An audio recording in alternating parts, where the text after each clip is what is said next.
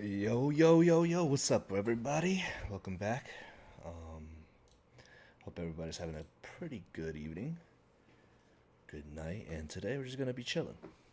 And hopefully this one works, unlike last Friday where we got to stream and then the game actually didn't function too well, so. Let me adjust my camera a little bit here. I feel like it's kind of slightly. There we go. That's down right there. Perfect. All right. There we go. Perfect.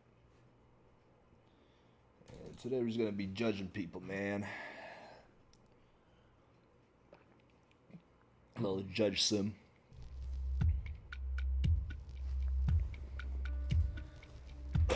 Shoot, hold on a second.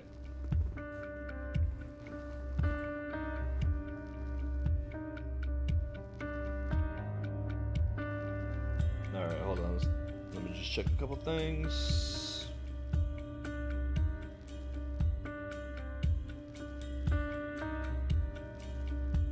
Alright, and we are good to go. Okay.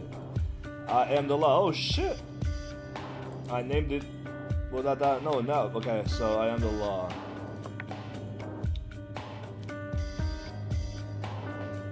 What does that mean? Also, how's the audio? If it's too loud, let me know. If it's because some of the things kind of got messed up. Not sure why. Overnight, something happened with the mic and the audio. So let me know if anything needs to be readjusted, and let's start it. All right, what do we got today? English. Shit, sorry about that. Please enter your name. Jazz. Judge Jazz in the building, baby. Welcome to I Am the Law mode. There are 30 new cases in this mode. Decisions made in these lawsuits have no consequences, allowing you to decide as you wish. You are the law.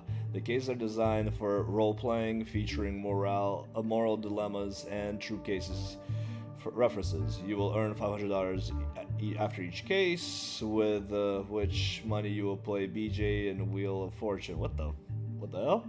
We recommend this game mode for players who have finished the story action. Okay, so never mind. I have not done the story thing, so let's just go back. Let's go back. Let's actually try the game how it's supposed to be tried. I feel like if we try this.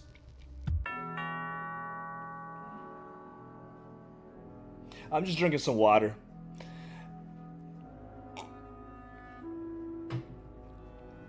Because we drank a couple beers today, so I don't want to overdo it, you know? Alright, so let's continue on. I'm waiting for bot rigs to kick in. So I got the YouTube chat on my lap. Alright, you have mail. Your name. Jazz. Dear Jazz, you are appointed as a judge. Honor Jazz in the building.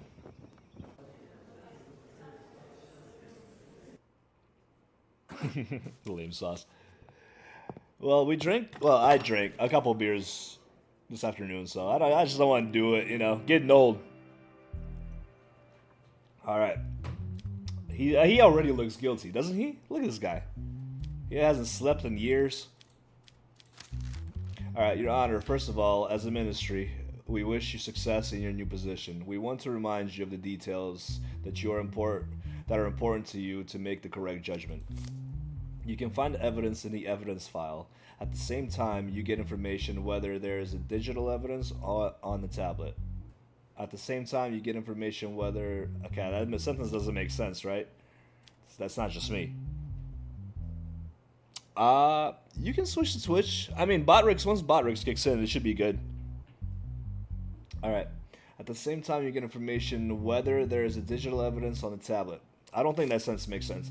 The case file includes the content on the case and the information of the defendant. So that's this green little folder. So the purple folder is the evidence file, the green folder is the case file. and that includes the content of the case and information of the defendants. Okay. You can ask some questions to the defendants by clicking on a microphone. These questions will play an important role in deciding your case. On the tablet, you can access some digital evidence, such as camera footage. Oh, there you go. Perfect. Now I can see you. Don't have to have it on my lap. I still will, just in case somebody else chats, but that's a little bit better. I can't wait until I readjust everything, so the chat should be like right there, so I won't even have to like look back and forth too much. Oh, it's gonna be great. On the tablet, you can access some digital evidence, such as camera footage or audio recordings. You can also access the recordings of your dialogue with the defendants via microphone. These recordings will be added at the end of the dialogue to defendants. Okay, and then we got the logbook, which contains the law, rules, and penalties for crimes that you need to look at to make the right decision. Alright, let's have some fun. Remember, your decisions will have consequences. Making wrong decisions in logbook cases will cause your bars to increase. How full your bars are affects the probability of getting a 12 on a dice screen after each case. Therefore, remember that the game can end even if your bars are not completely full. Okay, that's kind of a weird thing. I don't know exactly what they want me to do there. Okay. Possibility of assassination. Oh, okay. So I can also get assassinated. Possibility of arrest. So right now I'm good. All right. And this is just a little. Okay. So all right. Let's start the game. What do we got here? All right. We got James Adley. He's 26 years old. He's a male. He's got what is he in here for? Violation of restrictions. James Adley, who was seen by the patrolling police at 2 o'clock in the morning after the specific restriction time of 11 o'clock at night, was taken into custody on the grounds that he did not allow the criminal procedure to be applied. James Adley was around 1:50 and I wasn't feeling well. At that moment, I forgot that there were restrictions and I was just wandering around. I saw the police while they were on a patrol and remembered that there were restrictions. Then I insisted on not being punished. Okay, so he just saw the patrol and then he remembered while they were on patrol and remembered that there were restrictions. Okay, so I mean, just curfew, right? What do you get for curfew? Curfew. Public prosecution offenses.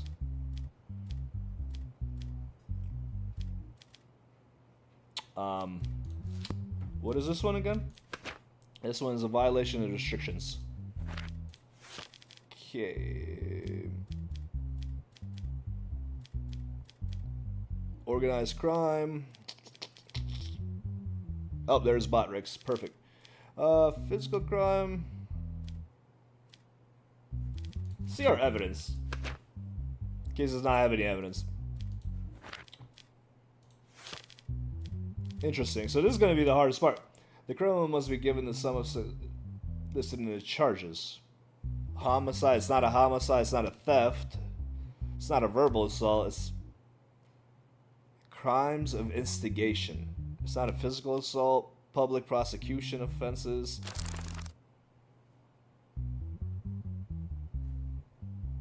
Willfully damage public property. Failure to commit inciting hatred. Nope. Child abuse. Oh, jeez. We've gotten dark. Money laundering. Arms and trafficking. Curfew. Where's curfew? Cybercrime.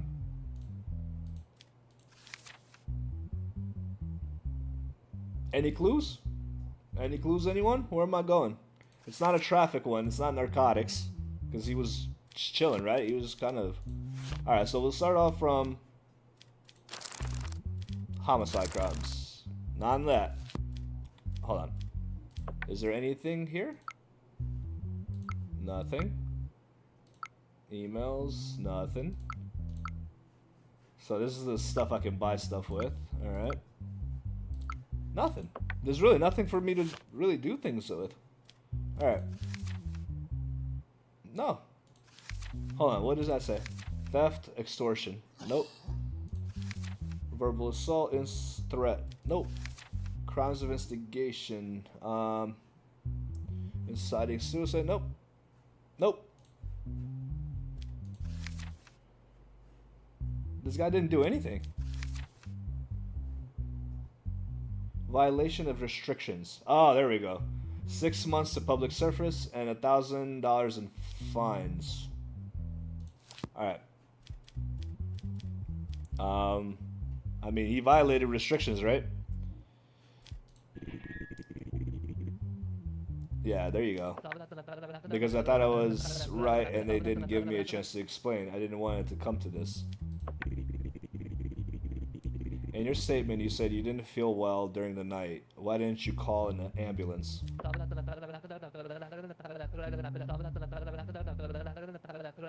As I said, Your Honor, the first thing that came to my mind at the moment was to go out. And while I was doing it, I didn't think of the details.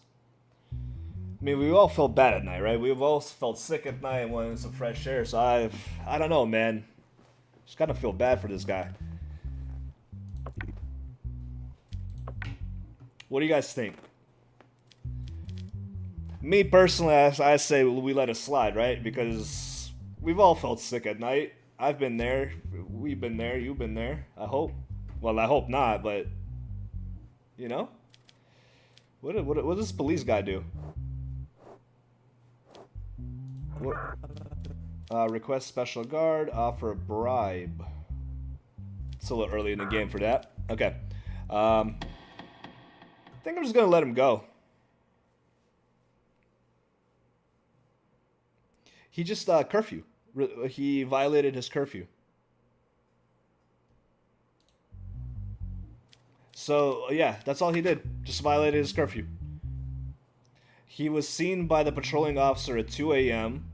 after the specific restriction time of 11.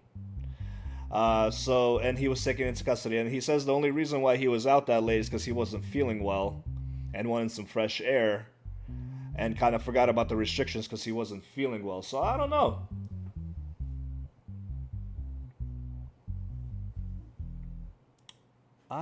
It doesn't really say that. I don't have evidence. See, it was around 1:50 and I wasn't feeling well. At that moment, I forgot there were restrictions and I was just wandering around. I saw the police while they were patrolling and remembered that there were restrictions. Then I insisted on not being punished. I don't know. You think he's guilty? Well, hey. Sorry, James Adley, but Metallic Falcons thinks you're guilty. I mean, he did do it, but I mean, it's curfew, you know, and look at his offenses. So the offense for curfew is this: 6 months for public service and $1,000 fine. I feel bad for the guy. $1,000 fine for feeling sick. What? Hold on. Let's see if I can say he's guilty, but lighten his sentence. Determine punishment. Jail time. Let's just do public service. Just public service? No money, right? Just public service. I feel like that's the fair one. I mean, true, everybody lies, but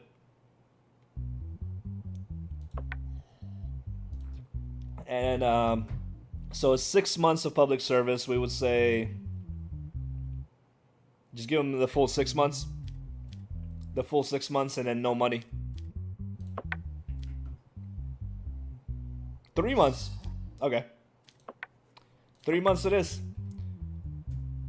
Hey, James, you got off clean, man. You got off good. Just 3 months. Alright, James Adley.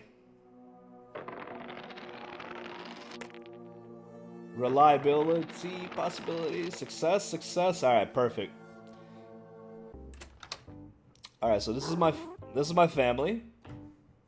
What exactly do I do with them? I don't know. Let's click on any of them? No. Okay.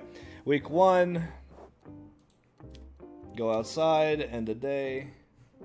What's outside? Ooh, casino and a bar. I don't have money though, so we can just end the day.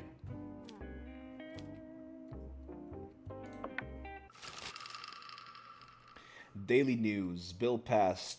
Convicts with a criminal record will now be given increased penalties. Okay. Convicts with a criminal record will now get increased penalties. Oh man, we got Prince. What did Prince do, dude? What the hell? Alright, Axel Brendan. 27, male. He's got a criminal record. Oh man. He's got a criminal record. This guy already... We already got one. Possession carrying drugs. A small amount of drugs were found on the person named Axel Brendan, who was subjected to an identity check by the police in the evening as a result of his body search. Alright, details. As a result of the identity scan, it was seen that the person had been tried and acquitted twice before on charges of possession of carrying drugs. As a result of the subsequent investigations, no evidence was found that the person named Axel Brendan was involved in drug dealing. Okay, so he's just a drug user. Because he was just found twice in possession, right? So he was just possession. Alright. And it was always, and he wasn't found that he was dealing drugs. Okay, so he's just using them. I admit that I carry the substance, but I only use it in my own environment and when I am alone to calm my mind. I have not harmed anyone and never will. I will not use the substance from now on. Okay, come on, Alex. Don't lie to Axel. Don't lie to us. We know you're gonna use it, most likely. That's fine.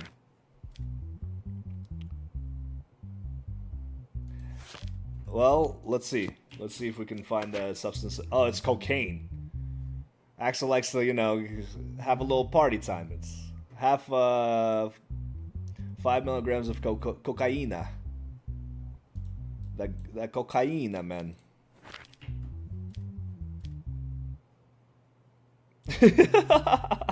Axel, brother. Axel. That's who. This guy. Alright, no speaking records. That's just that. Digital evidence, no digital evidence. So we just have that cocaine bag. So drugs. Drugs. Alright.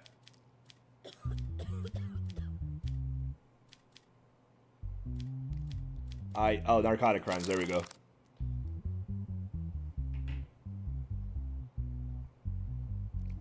Yep, narcotics. 10 months public service. And then 18... Okay, so it's sentence, an aggravated sentence. 18 months public service and $5,000 fine. What we got to keep in mind is that he's been acquitted for this twice already. So... And we were just told in the news that people that have a criminal record get worse penalties. So he's looking at about this penalty, right? He's looking at the 18-month penalty, public service, and a $5,000 fine. What do you think? I mean, we know he's not calming his mind down with some cocaine,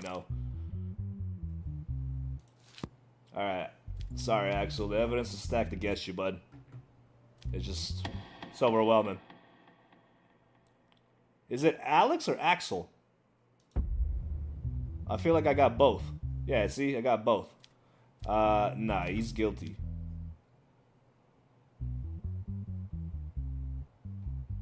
Exactly.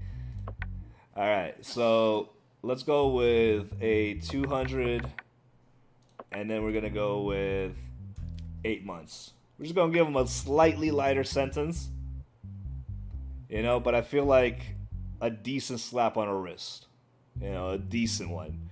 This is still a slap on the wrist, but a decent slap on the wrist. Hopefully this will deter him from ever coming back, but if we see Axel again, or Alex, whatever your name is, we're coming for you, man. You're not coming, you're getting the whole thing.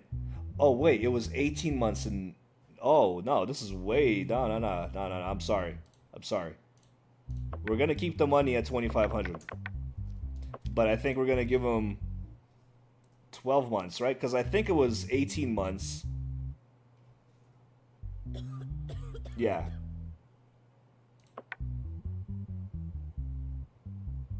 Yeah. So we'll give him that. I feel like that's fair enough. I don't want to destroy him financially, you know? So we'll just keep it there.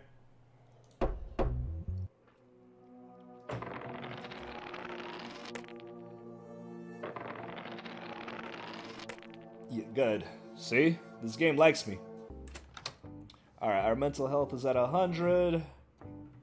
When am I gonna get paid? I don't understand this. Do I get paid by case or do I get paid weekly? I thought I got paid by case. Alright, what exactly do I do with this family? Go outside. Go to the casino. I don't have money for the casino though, right? Wheel of Fortune.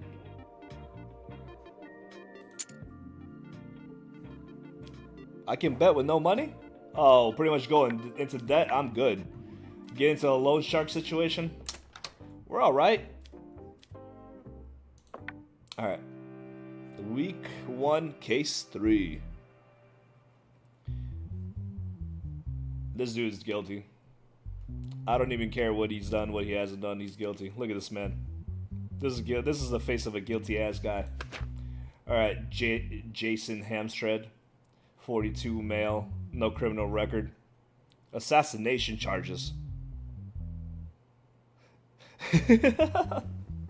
I mean, assassination charges. He does look like somebody that would. Look at this guilty ass looking man right here. I mean, you ain't wrong. I mean, look at this guy. If I've ever seen a guilty mug, that's a guilty mug. Okay, so let's see what the details are. During the night, Freddie Coles, CEO of Glenswick, was found dead in the trunk of his car during a routine patrol by the car park security. It has been determined that the CCTV camera covering the area where the incident took place was not working at the time of the incident. Hey, Jason is a professional. He might be Putin. I mean, he might be. He turned the CCTV cameras off at the time. I mean, shit. This guy's a pro.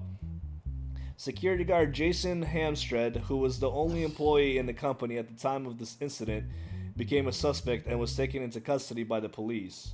Wait, what? During the night, Freddie, was found dead in the trunk of his car. Oh, so Freddie was found dead in the trunk of his own car. The CCTV cameras weren't working, and Jason was the only employee in the company at the time of the incident and became the suspect. Okay, so let's see what Jason says. On the evening of the incident, only 3 hours has passed since I started work. While I was doing my routine hourly patrol, I saw Mr. Coles' vehicle, but the open trunk of the vehicle caught my attention. When I approached the vehicle, I saw Mr. Coles' lifeless body in the trunk. What caught my attention about the body was that it had a red rose on it. Afterwards, I immediately notified the police. Red rose. Uh-oh.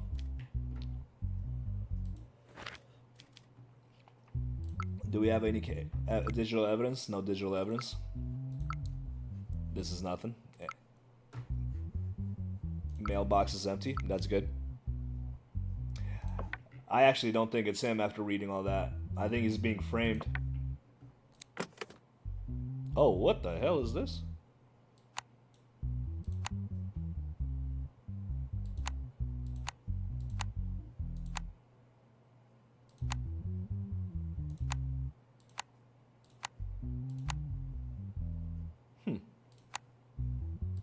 Do I get a little thing on how to do this? A little, like, hit?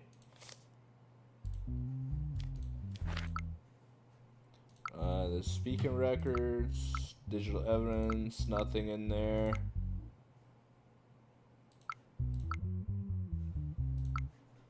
Okay. Let's talk to him. Maybe he'll tell me something. How do you think the killer entered the car park undetected without an ID card? I can't find any answers to that, Your Honor. The doors have never been used in the system since I started my shift.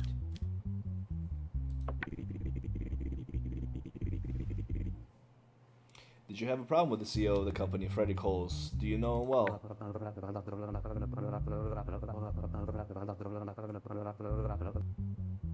Okay, so he's a small-time dude. He's being framed for sure. Glenswick is a really big company. I know them by name. I started 3 months ago. I only interviewed with a recruitment department, and I had no problems with them. But listen. So he started 3 months ago, and this dude is dead. You know what I mean? Like, that's also kind of a weird coincidence to happen. Is he just like one of those very determined like killers that just comes in and works with you, befriends you, goes to the bar with you, and before you know it, you're in a trunk with a rose?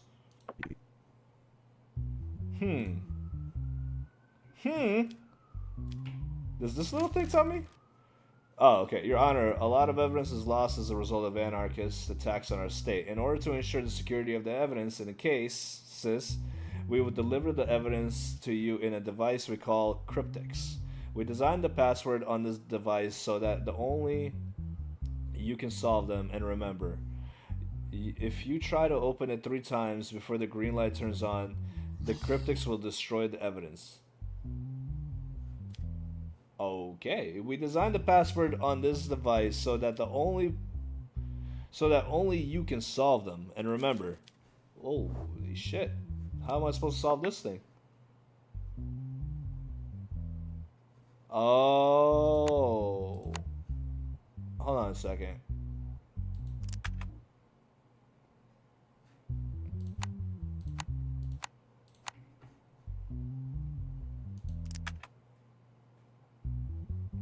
Okay.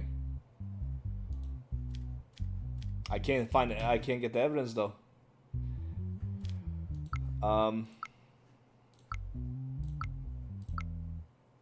Anything in the mailbox? Nothing, right? Shop? Nothing. Speaking records? Judge Jazz, I like that. Nothing. Huh.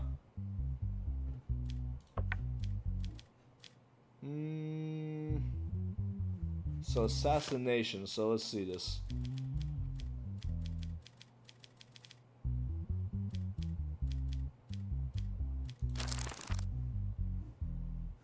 Physical assault? Nope. Inciting a murder? Nope. There we go. Homicide crimes. Assassination, 62 years. Aggravated, 102 years. Okay, so he's definitely... I don't think he's guilty. I do not think he's guilty, but I want to know how to open up this evidence locker. And it says I'm the only one that knows how to open it. But I have no damn clue. Hold on a second. My mental health is at 100. Possibility of arrest. Why is my possibility of arrest 20%? What did I do?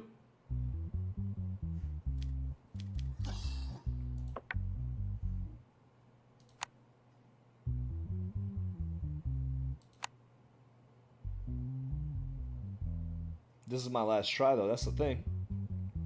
Do you... That could be. But that's kind of messed up that they're giving me, like, a rest. It's on me. I get to decide what to give them. Do you have any clue what the passcode could be, babe? I have no clue.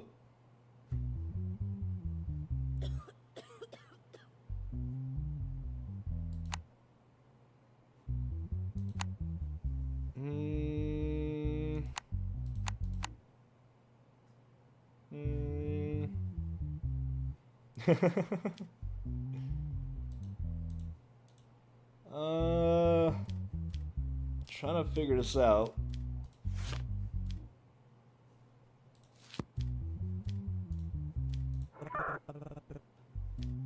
Request special guard. Nope. I want to see the evidence.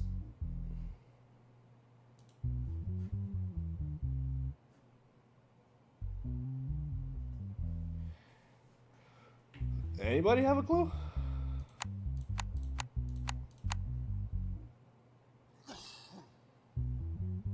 Alright. Let's see if I can look it up too. Did you see, baby?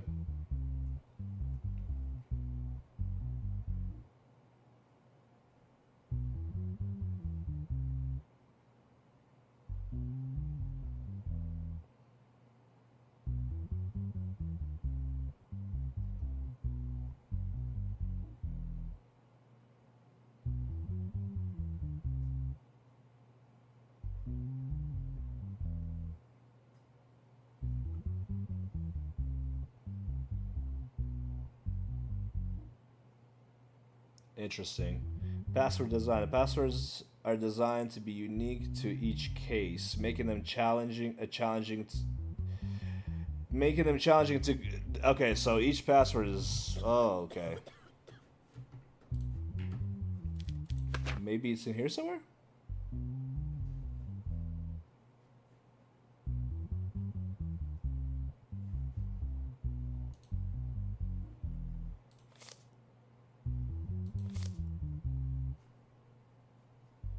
I swear, if I open that thing and it just gives me a red rose, I'd be pissed.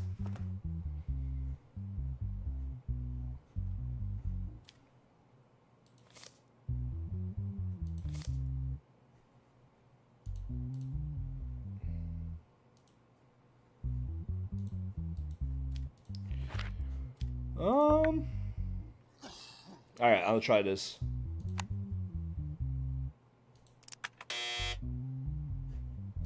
Well, there goes the evidence. I don't think he's guilty.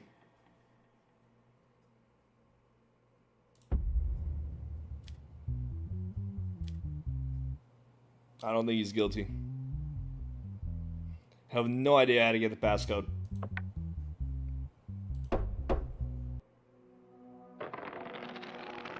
We'll just go with this. Alright, that's good. That's good.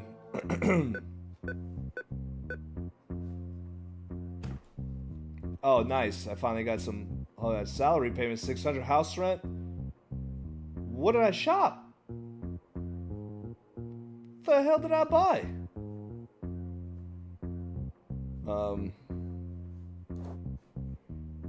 Credit options. Oh, jeez.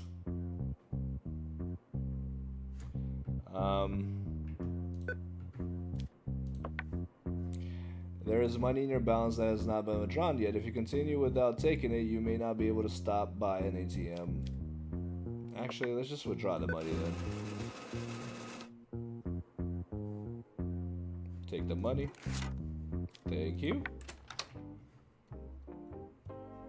Yeah, I couldn't find anything in there. It says it's unique. Oh, what the hell's going on with the little girl? Your daughter asks you for $100 for her school fees. Do you accept? School fees? My sanity will... But school fees? Yeah, we gotta accept the school fees, right? There goes my $100. Alright. That's cool. There I go. Making more money.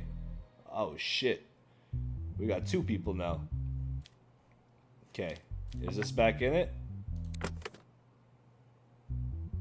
This one is actually kind of easier to figure out, though. Alright. What do we got here? We got the case file on Isaac Groove. He's 34 years old. He's a male, and he's got a criminal record. And then a case file on Connell Green, 32 male, and he does not have a criminal record. Okay. There we go. Auto theft. Details. The vehicle was stolen while parked in the parking lot opposite the neighborhood where Lehman Diaz lives. Who's Lehman Diaz? None of these guys are Lehman Diaz. Okay. Following a denunciation of the morning of the night, the vehicle was thought to have been stolen. The license plate was traced. The vehicle was turned over the same morning, and as a result of the searches, a package containing cigar scissors was found in the vehicle. Apart from this, no additional findings were found. I don't know if I can't read or some of these sentences are just not written right.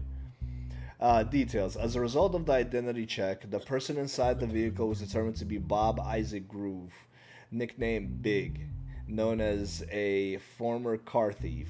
Alright? So he's known as a car thief. Statements. Lehman Diaz. We went to our summer house in Counting Village with my car for 2 days as a family over the weekend. At the end of the second day, I think I forgot to lock my car because I was tired from the road. There's a possibility that the person who stole it also took advantage of this. Bob Isaac Big. On the morning of the day the car was thought to have been stolen, a longtime friend of mine, Connell Green, called me and said he had urgent business. He asked me to take his package to a place called Party Time. I thought it was urgent, so I went quickly to Connell Green's house. Connell gave me a car key and a piece of paper with the address of the place where I was to take the package.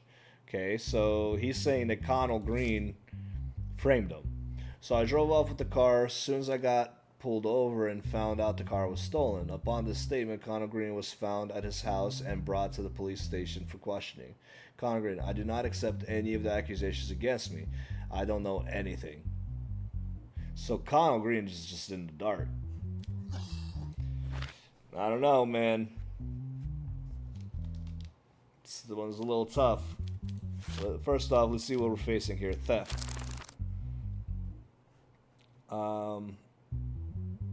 Auto theft, 2 years in jail, aggravated, 4 years, and a $2,000 fine.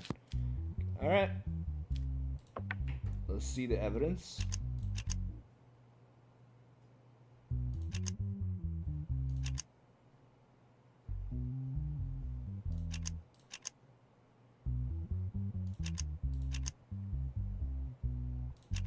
All right. Much easier. Okay.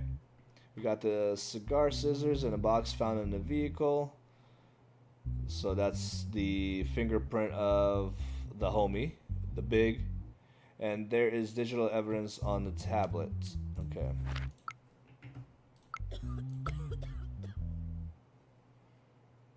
No facial recognition though.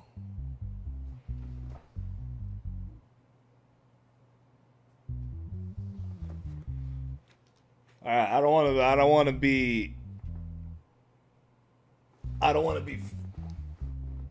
you know, say anything. But that does not look like Connell Green in this.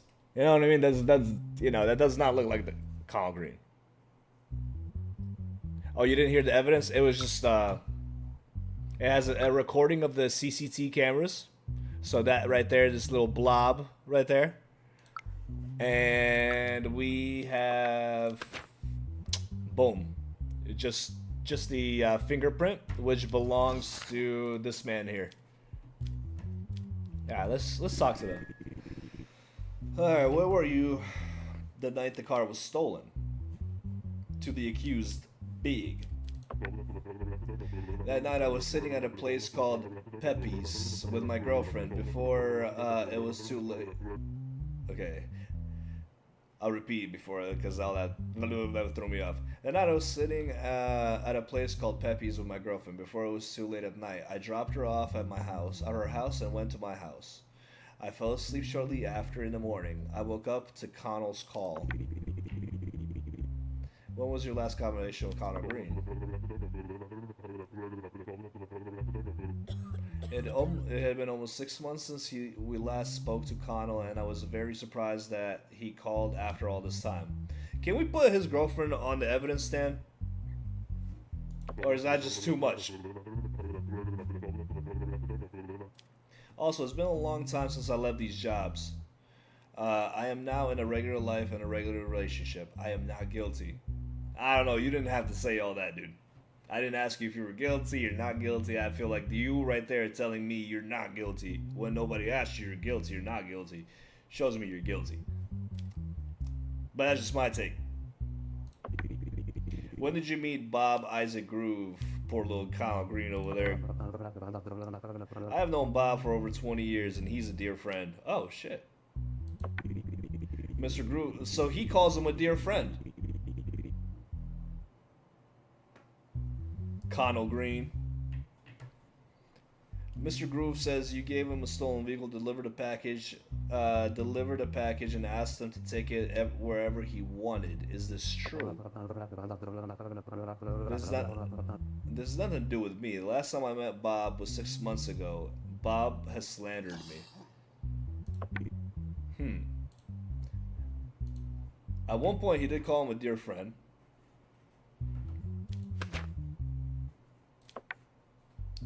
Bob Isaac. I personally think Bob, given Bob's history, I think it was Bob. And given that he has done this before, my man's looking at 4 years in jail and a $2,000 fine. What we're gonna do,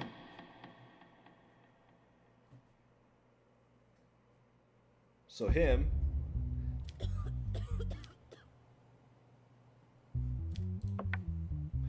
what do you think? I think this man had nothing to do with it. I think he's actually not lying.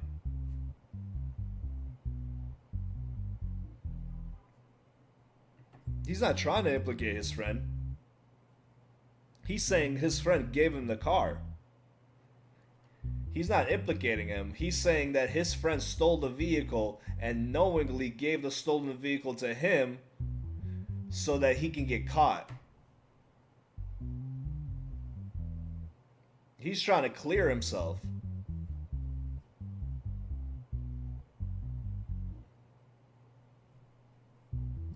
Oh, sorry. Can you hear now? Well, is the audio bad or something? Or is it...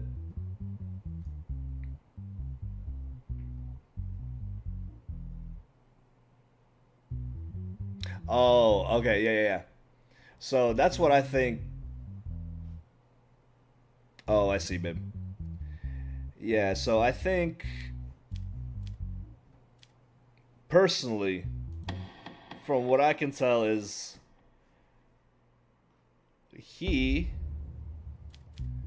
will give him jail time of 1.5 years and a $1,000 fine.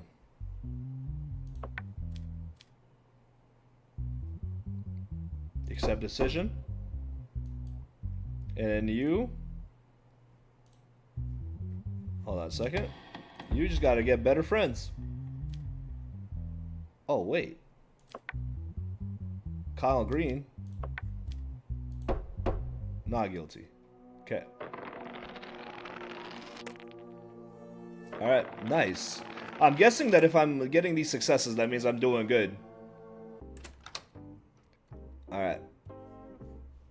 Saving. Mental health. Okay.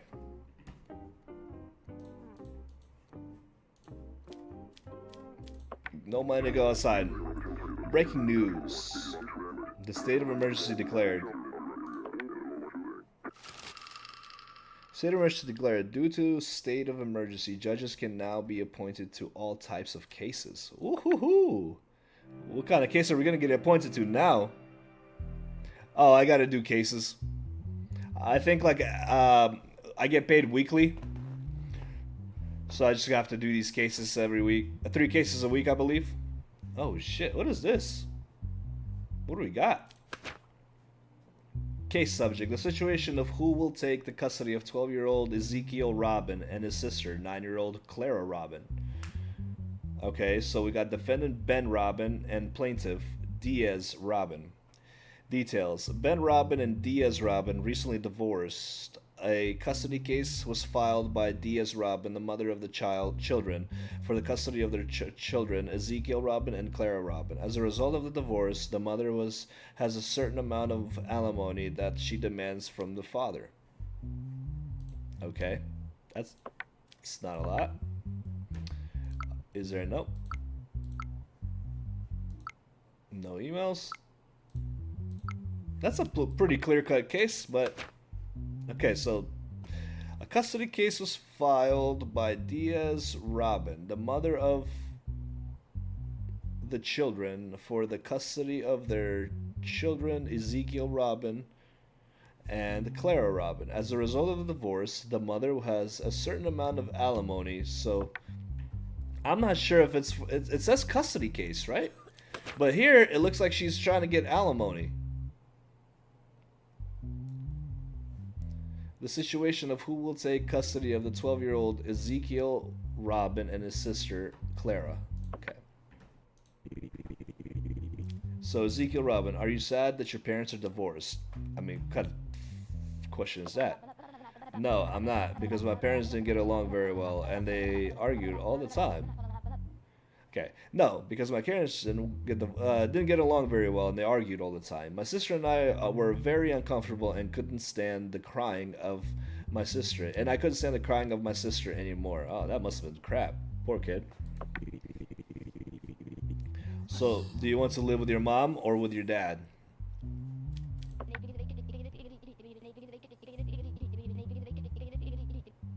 What is important to me is my sister. I certainly don't want to leave her, but the best thing for her would be to live with my mother. Okay. Who would you prefer? My mother is important to me. I think being with my mother will be better for me and my mother, of course, with my sister. Well, are you sad that your parents... Oh, let's see what the girl wants. Are you sad that your parents are divorced?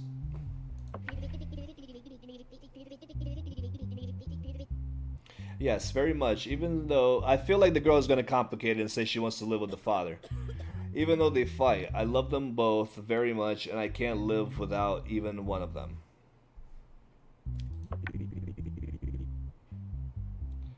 Do you love your mom more or your dad? I don't think that's the question. I love them both very much. I never wanted my parents to get divorced. That's why I feel so sad. Right? If you had to choose, that's a question. Who would you choose? Your mom? If you had to choose who to live with, come on, Judge Jazz. We're better than this, bro. Your mom or your dad?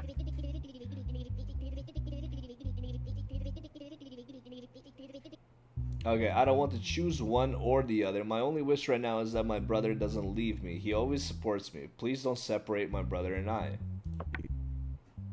I mean, this one's pretty clear cut.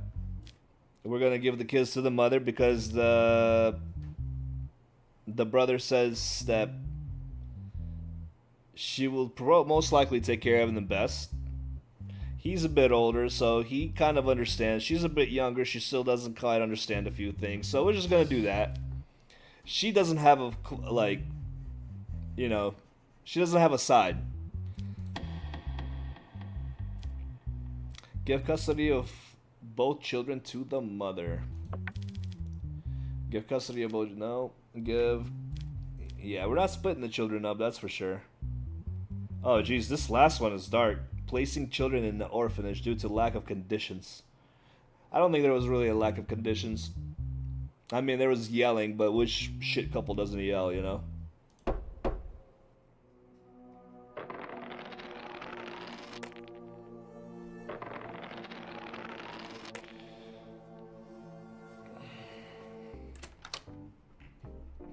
Why is this girl looking sad all the time?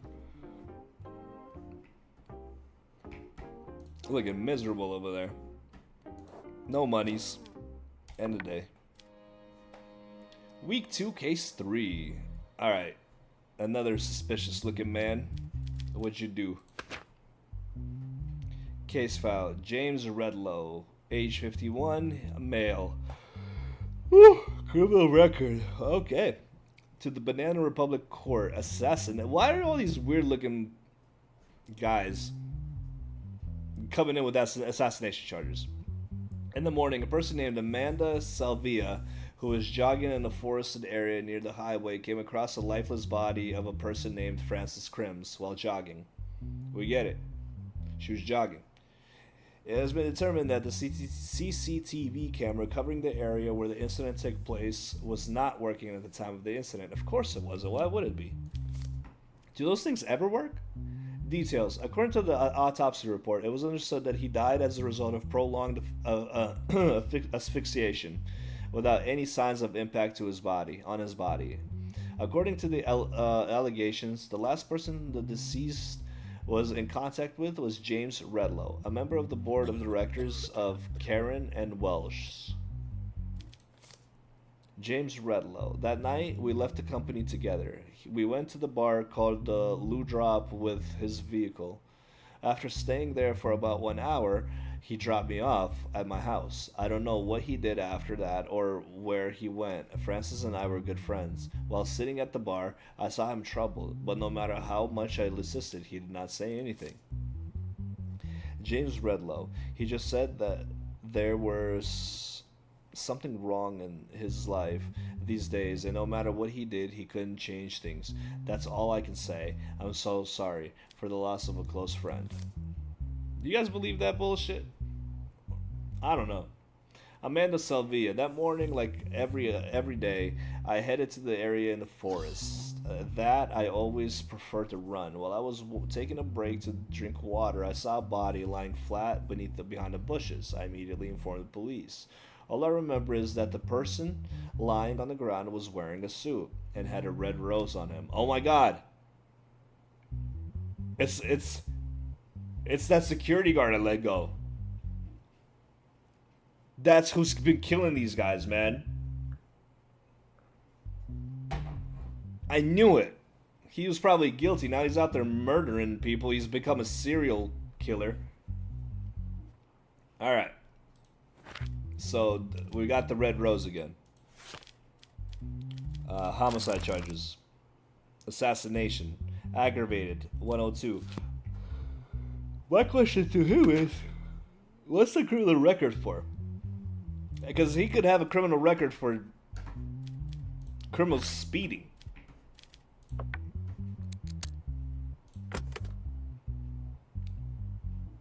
Oh, okay, so we got... So we got this one going all...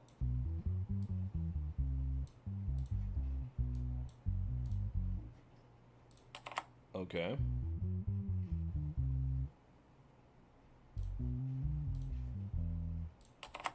Okay.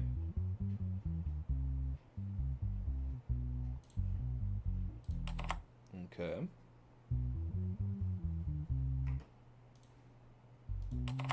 Okay.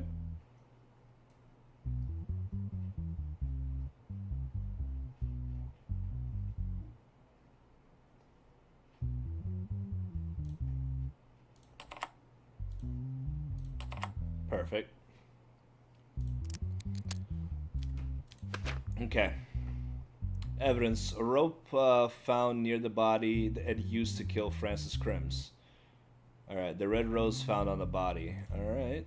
Anything else? Was there any, like, digital evidence or anything? No.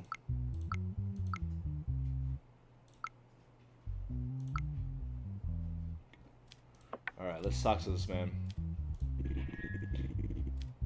How long is your friendship with Francis? We have been working in the same company for about 4 years, but we have had a close friendship for the last 2 years. There's really nothing to go off of.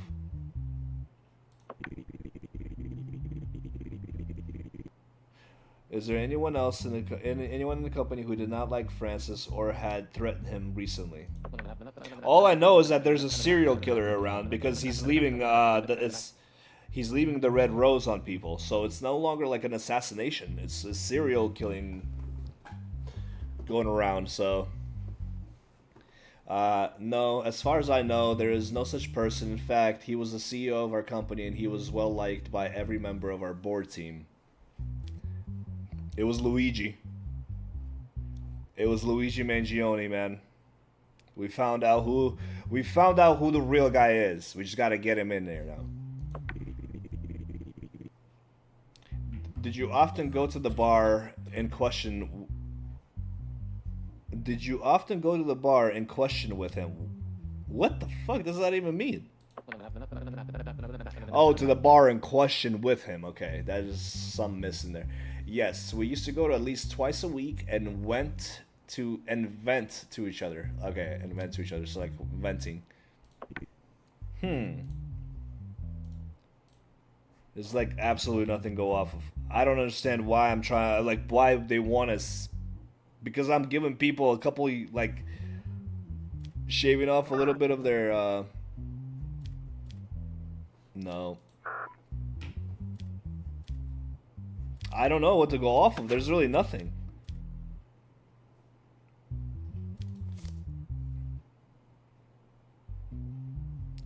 Like, I also wish they told you what the criminal record was, like his criminal past.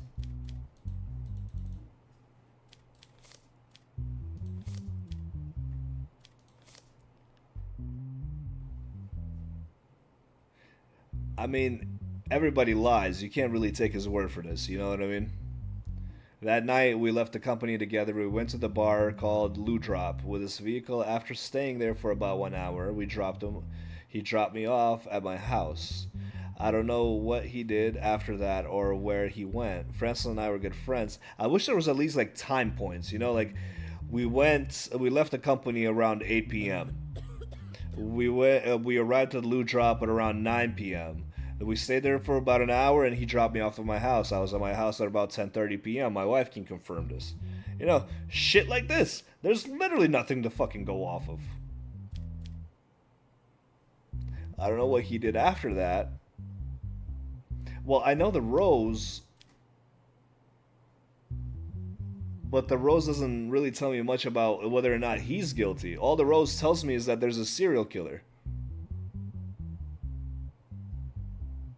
What do you mean? What's all shoot?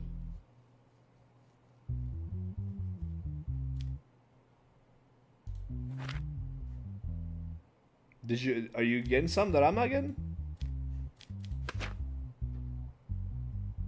No fingerprints on the rose.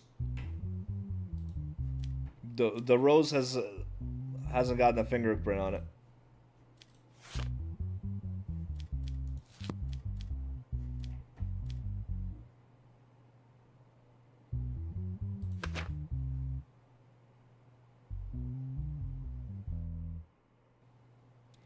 I couldn't open that case. Remember? So the thing is, like, maybe there could have been a rose in there that could have had a fingerprint, and the fingerprint could have been this. But then I think they would have been able to match it. Like, there's literally nothing for me to go off of.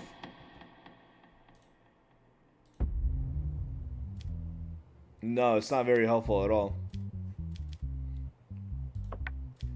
And I don't know if he's guilty. Anybody can lie, you know? How long is your friendship? We have been working in the same company for about 4 years, but we have been close friends for the past 2. Was there anyone in the company who didn't like crimes or had threatened him recently? No, as far as I know, there is no such person. In fact, he was the CEO of our company. He was.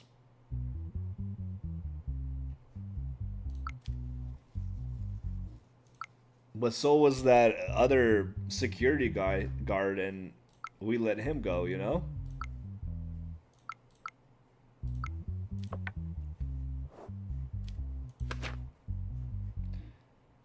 Found near the body and used to kill Francis Grimm. So there was this rope, which was used to strangle him. And then that red rose. And this is a CEO killer, too.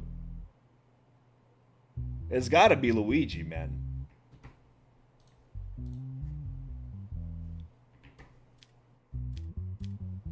I'm gonna say...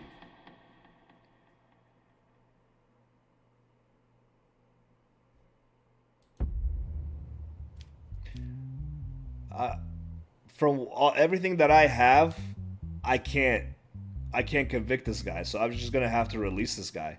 Because right now, all the evidence that I have on me, there's really nothing that can pinpoint this man to the crime. You know, and we have to work off of that. So everything that we have currently to our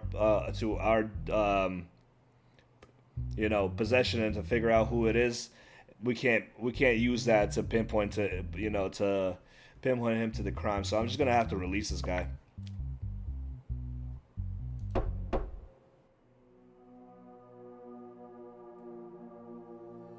No.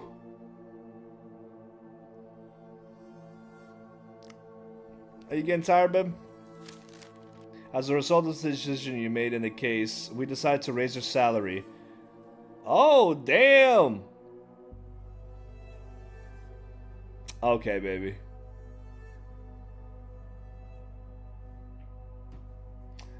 Sounds good. Have a good night. This week we will earn 700. Okay, so we got 700 because of our good decision making. So that was a good decision. That was a good decision. Oh, thanks, babe. I appreciate it. All right, so we got an excess of 200 bucks. So we gotta get a cheaper house, man. Withdraw money.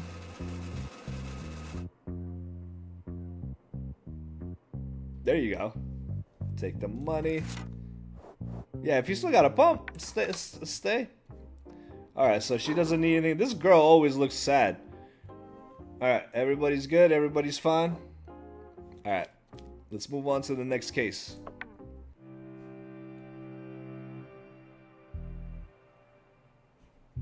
All right.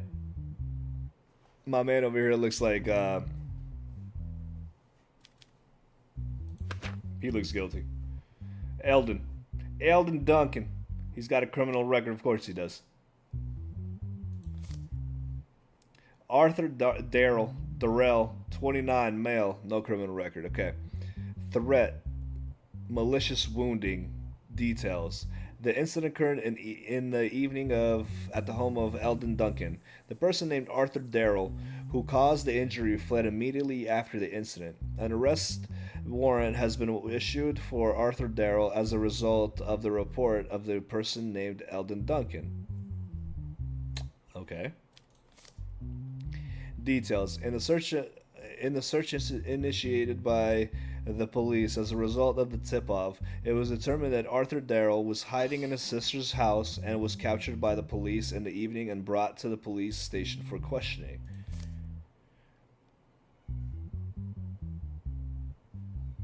Hold on a second.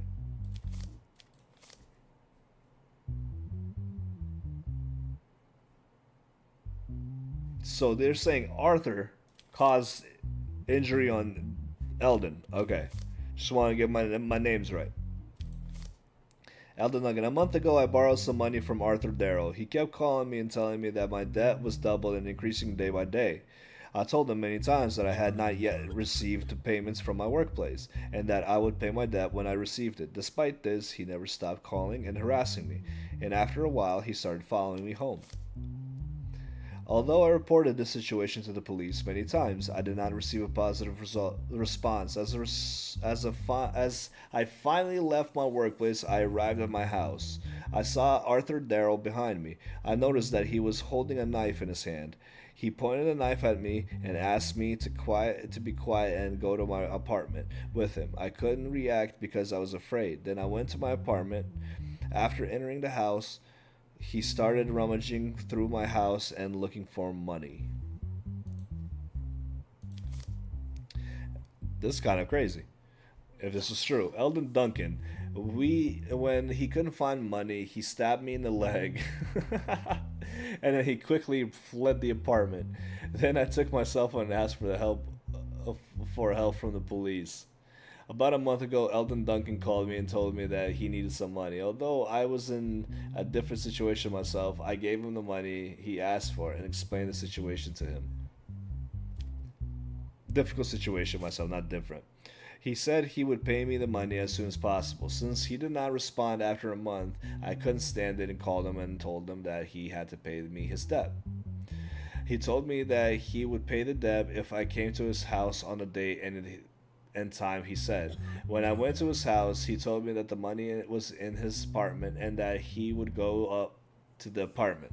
When we got home, he asked me to sit down and said he would come back soon. He stood in front of me with a knife and started making threats to me. What the hell? I told him that he had to pay his debt no matter what. Then he swung the knife towards me. At that moment, I made a move to defend myself, and the knife was stuck in Eldon's leg. Afterwards, I took the knife and ran to my sister's house because I was afraid. See, I was on Arthur's whole side, man. I was his whole... Brother, you had me up until this last line. I took the knife and ran to my sister's house because I was afraid. Brother, the police, the anything, your sister's house. This is where you lose me, Arthur. This is where you lose me, and I think Eldon might actually have a case on him. Let's see what the evidence is.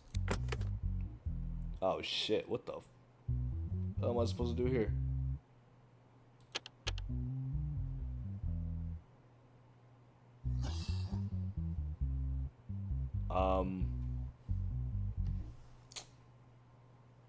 What?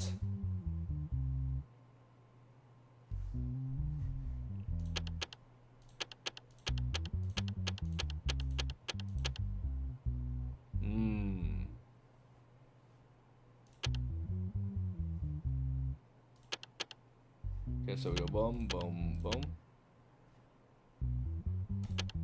Okay, boom, boom, boom. Boom, boom, boom, boom, boom. Boom, boom, boom. Boom. Boom, boom, boom, boom.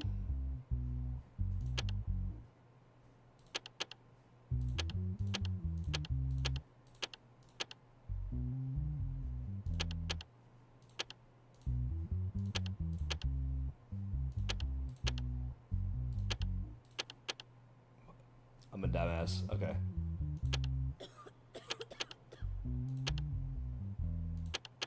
I forgot the sequence. Oh, okay, here we go.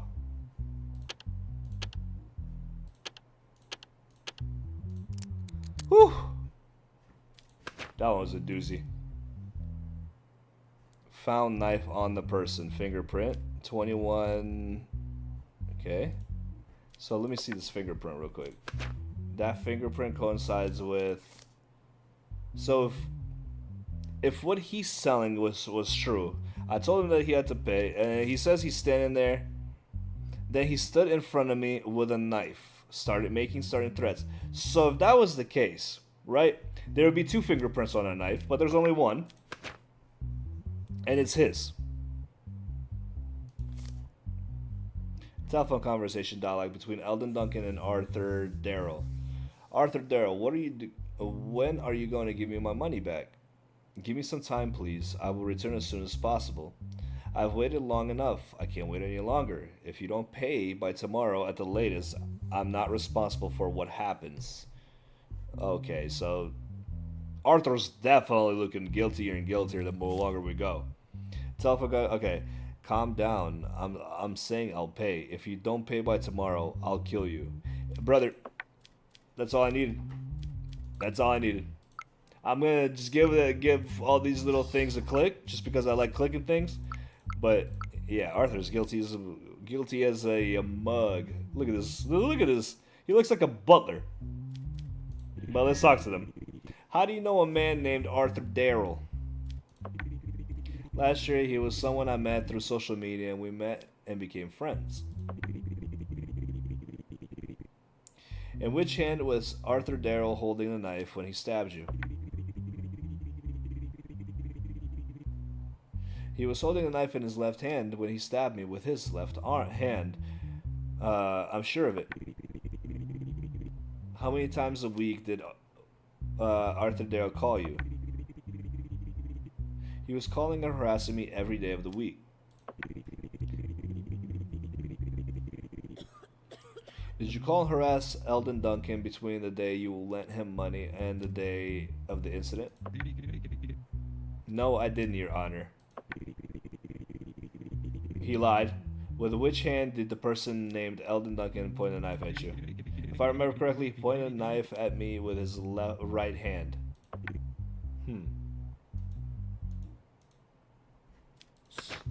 Hold on a second. So if that guy was holding it in his left hand.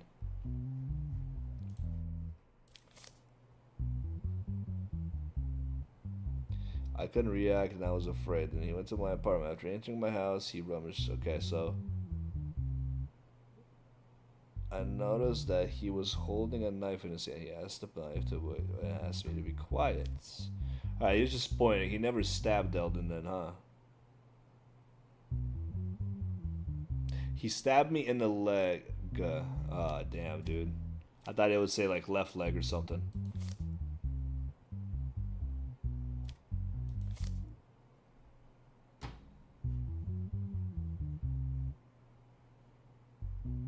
I made a move to defend myself, and the knife was stuck in Eldon's leg. Afterwards, I took the knife.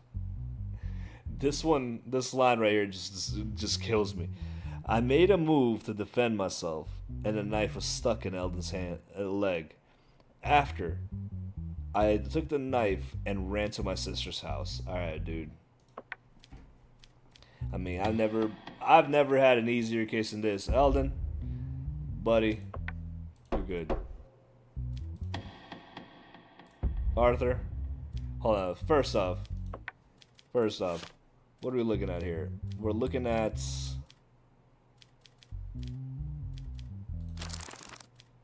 threats, right? Threats. 2 years in jail, aggravated, 4 years in jail. But not only that, he stabbed him. Malicious wounding. That's 8 years. My man Arthur's gonna get a good one. I'm going for the whole thing. Tourette's, not threats. Tourette's. It kind of sounds like it, huh?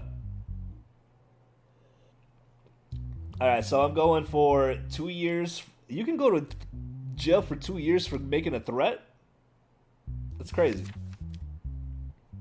And then we are gonna malicious wounding for another 10. For another 8. We're gonna give him 10 years. That's what we're gonna do. I feel like that's only fair, because he's over here lying. He's still lying to me. Just a liar. Jail time, baby. 10. Don't lie, jerk.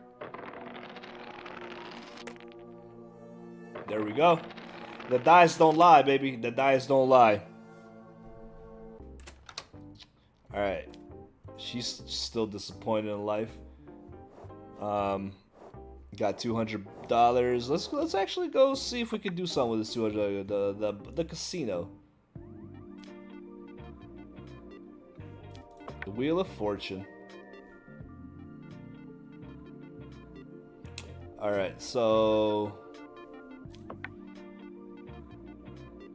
let's put some on and then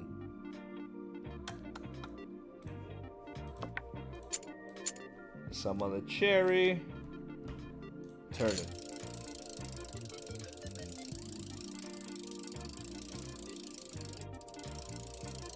Oh, I can stop it?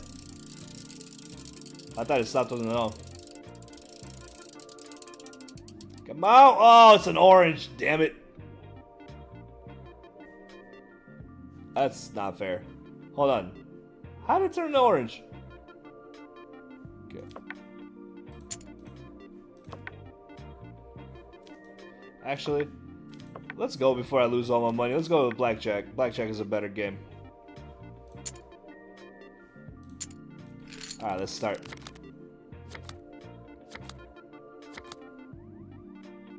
Oh, we're taking a card. We got a 9. 19. Stay. Hell yeah, baby. Easy money. Alright.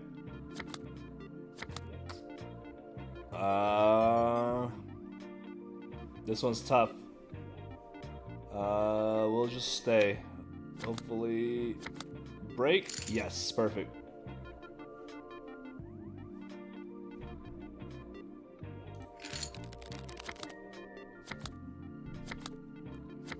Come on.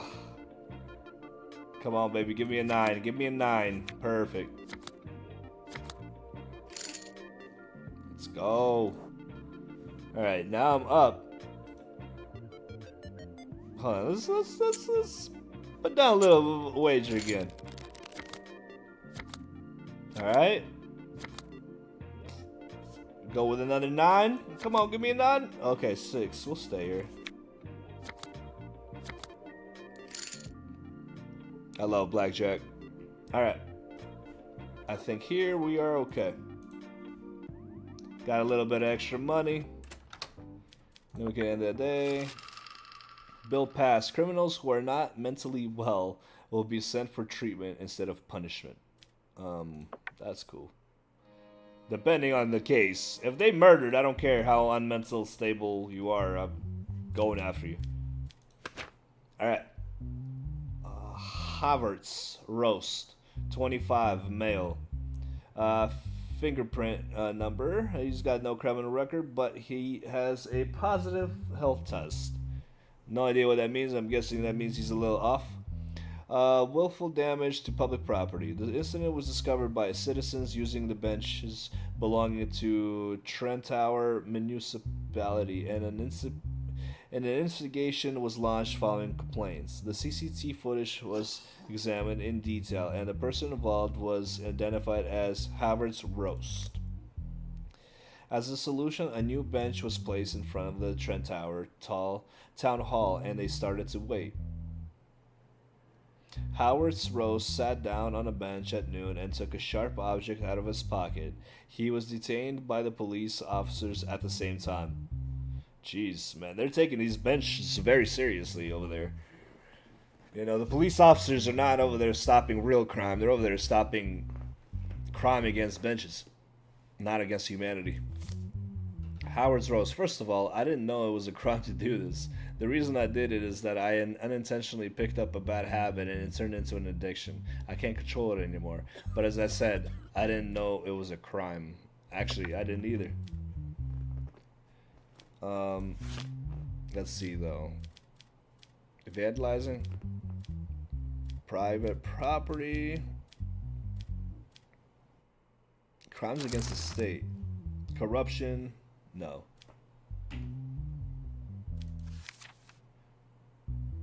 Taking part in organized criminal activity, yeah, that's what he's doing over there. Oh, there, willful damage to public property. 12 months of public service. Aggravated sentence is 24 months of public service and a $3,000 fine. Alright. So about 12 months of public service.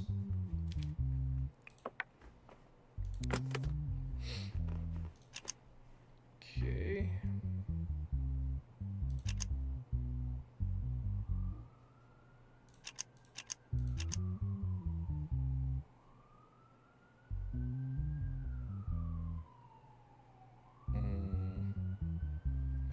Hold on a sec.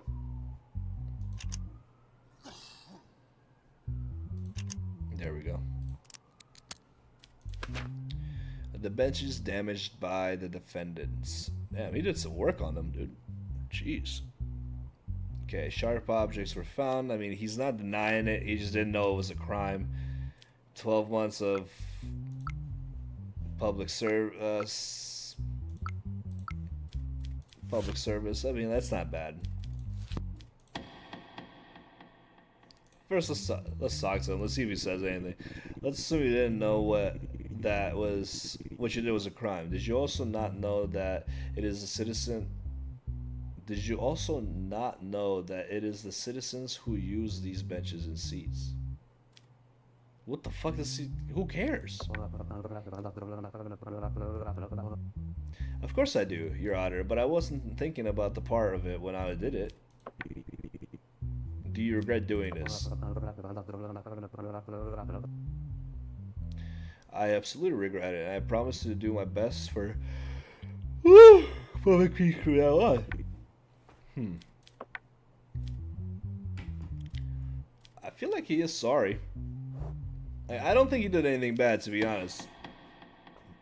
Most of the benches you look at in like parks are like, he's honestly not that. I don't think he should be sent for treatment. Let's do 3 months of public service.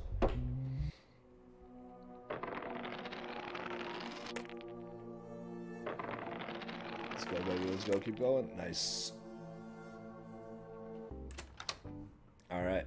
Yeah, I don't feel like he did anything bad. Alright.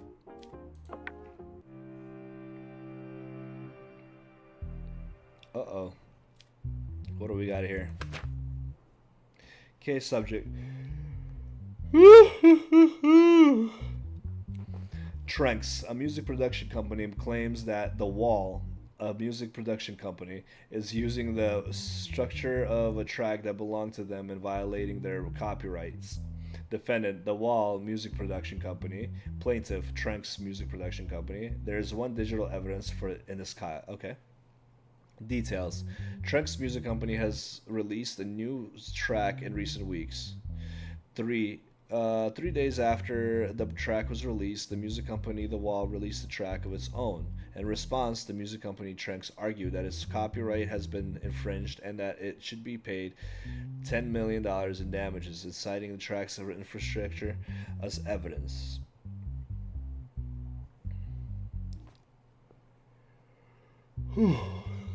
Okay. The statement, the lawyer of the Tranks Music Production Company. We spent a lot of time working on the track, and we were very happy that we finally finished it. But a few days later, we realized that the track released by the music company The Wall used the exact same infrastructure that we used. Our problem here is not that they did this, but that they did this without our permission. We decided to file a lawsuit for compensation, which we hope to get. We request that the appropriate action be taken. Statement, the lawyer of The Wall Music Production Company. The track was created with a complete original infrastructure and the long efforts of our sound engineers. This kind of accusation is unacceptable. We don't think there's copyright infringement just because the infrastructure is similar. We are sure that we are sure that in the tracks we released before them, they also have tracks that are similar to our infrastructure. We do not want to be victimized by the situation. We request that the necessary actions be taken. All right. I hope we can listen to the songs. We can. Okay, so this is the Tranks.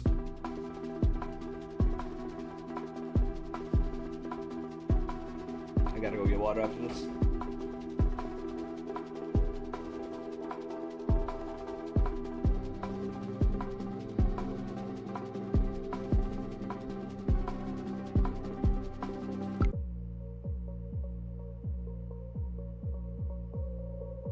I can see what I mean. But it's...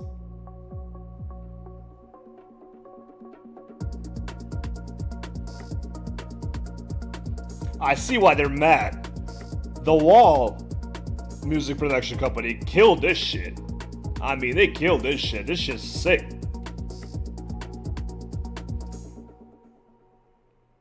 Yeah, they did a better job, to be honest. But I see what they mean.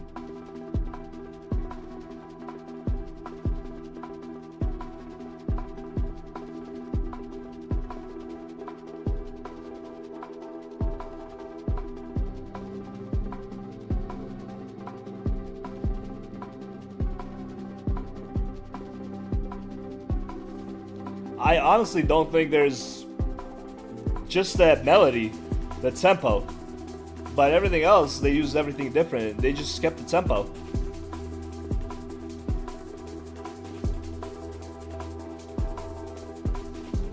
Well, like I said, I see why they're mad.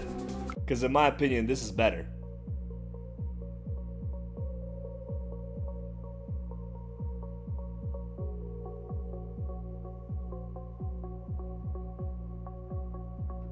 But then again, I don't know nothing about music, so I don't know if the whole melody is the infrastructure. But I feel like I've heard sampled music all the time.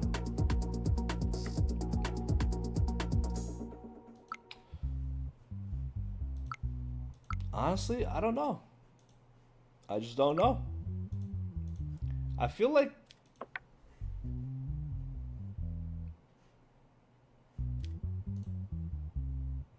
oh, I can't even talk to these guys? Did I already talk to them? I probably did, huh? Well, shit, man. I honestly don't know here. But this is a kind of an insane price tag, too.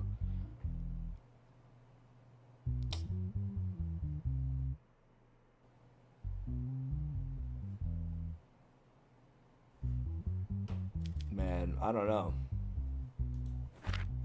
I don't know. This one's a little tough. Oh my goodness gracious, dude. They really want me arrested. They want me to fucking really follow their rules.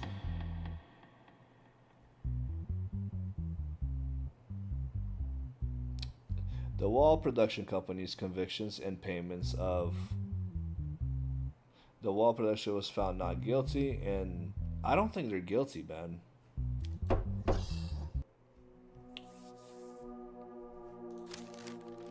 As a result of the decisions you made in the cases, we raised your salary. Nice. 800 bucks in buckaroos a week. I'm moving up in the world, man. Soon I'll have like those like OJ Simpson cases. Welcome. $300 left over. Withdraw cash.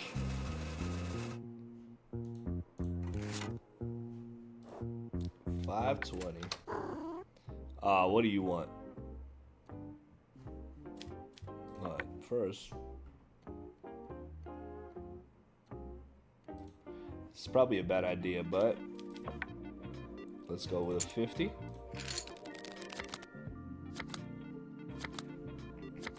No. I didn't ignore my child. I went to the make some money because I know that he wants some.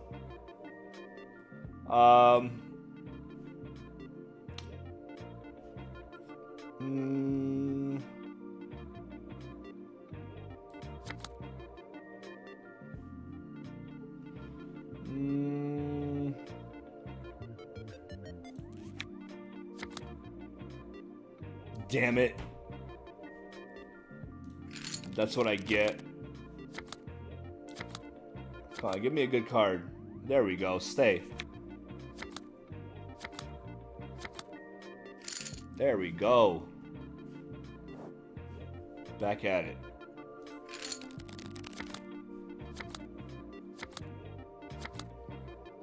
$16. That's a shit number, man. I'll stay though because he's gonna get 16, 18. Son of a bitch, I should have hit.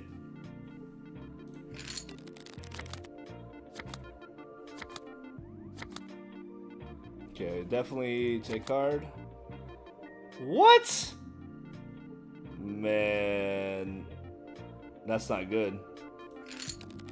That is not good at all. Take card. You gotta be kidding me, right? I'm just gonna leave before I lose all my money. I know my kid's gonna want some money. What do you want? Yeah, he's says clothes are getting old. $300 for new clothes, brother. $300?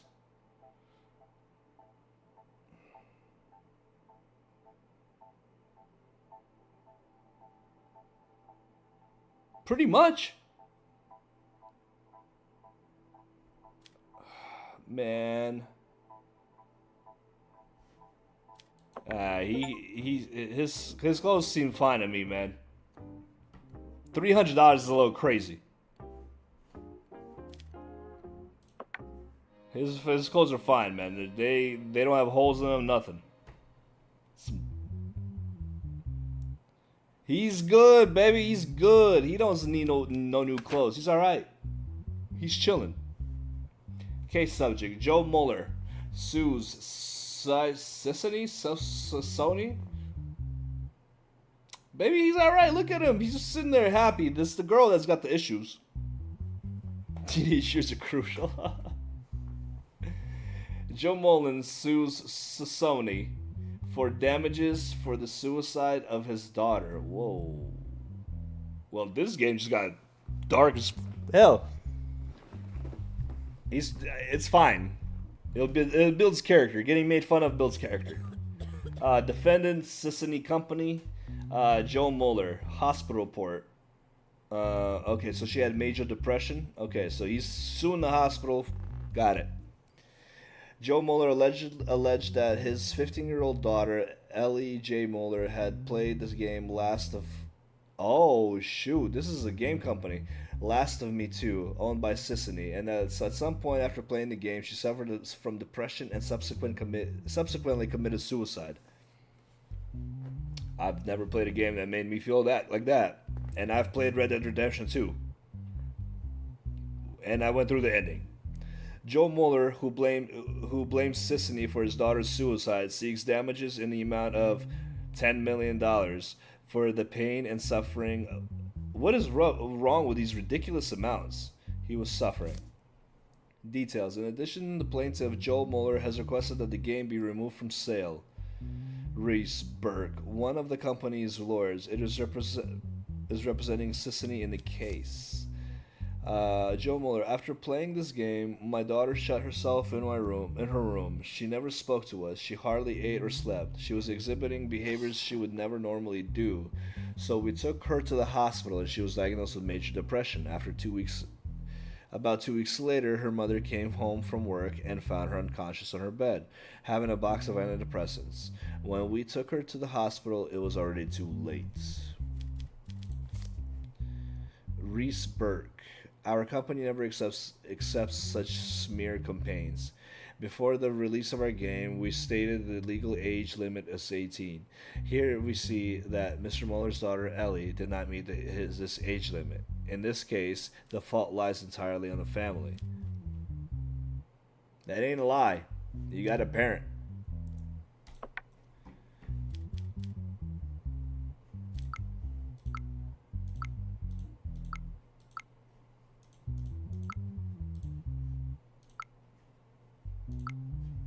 Yeah, I don't know. This one's a little tough. I feel for the guy, but Mr. Mueller, your daughter does not meet the legal age for the game. Do you think you are at fault for this matter?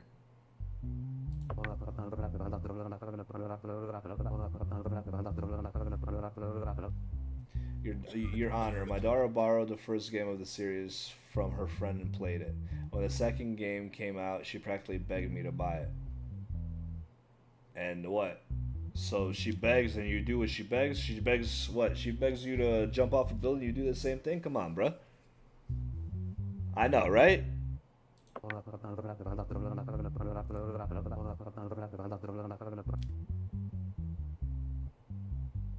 Yeah, I wouldn't find a game company liable for that either. As a father, I couldn't break my daughter's heart. The game must be removed so that others don't have to go through what I went through. My man, I'm sorry, bro, that you lost your daughter, but right here, I feel like that's all on you. Mr. Burke, what is your defense on this matter?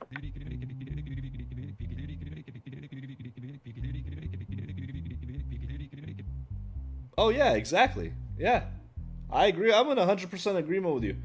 Your Honor, our game has sold a lot of companies around the world, and we've never had an incident like this before. The reason why this happened is because the family acted unconsciously. Well, I mean, most 18-year-old games do have an advisory on it. It's just, I feel like if they have the labeling, we have ratings for a reason. We have parents for a reason. You know what I mean? His whole thing is, oh, I didn't want to break her heart. Like, dude, you're a parent. You got to do what you got to do. Moreover, you're not a friend, you know? Moreover, there's no evidence that it was our game that caused the daughter's illness. We think they are using us to cover up their family problems. Alright, dude, you gotta relax too. I don't know about the whole family problems thing, but I definitely do not.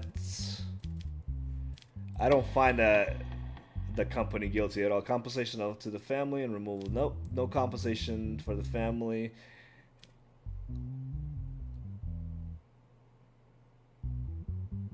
Yeah, and there's really no way to show. So I would say reject the family's compensation claim and remain the game remains on sale. There's no reason for the game not to. And like he stated, the game has sold millions of copies, and this is their first case that happened like that. So, oh, I was like, what happened to my mental status? I forgot. This boy isn't. He looking a little sadder now. You see what I'm saying?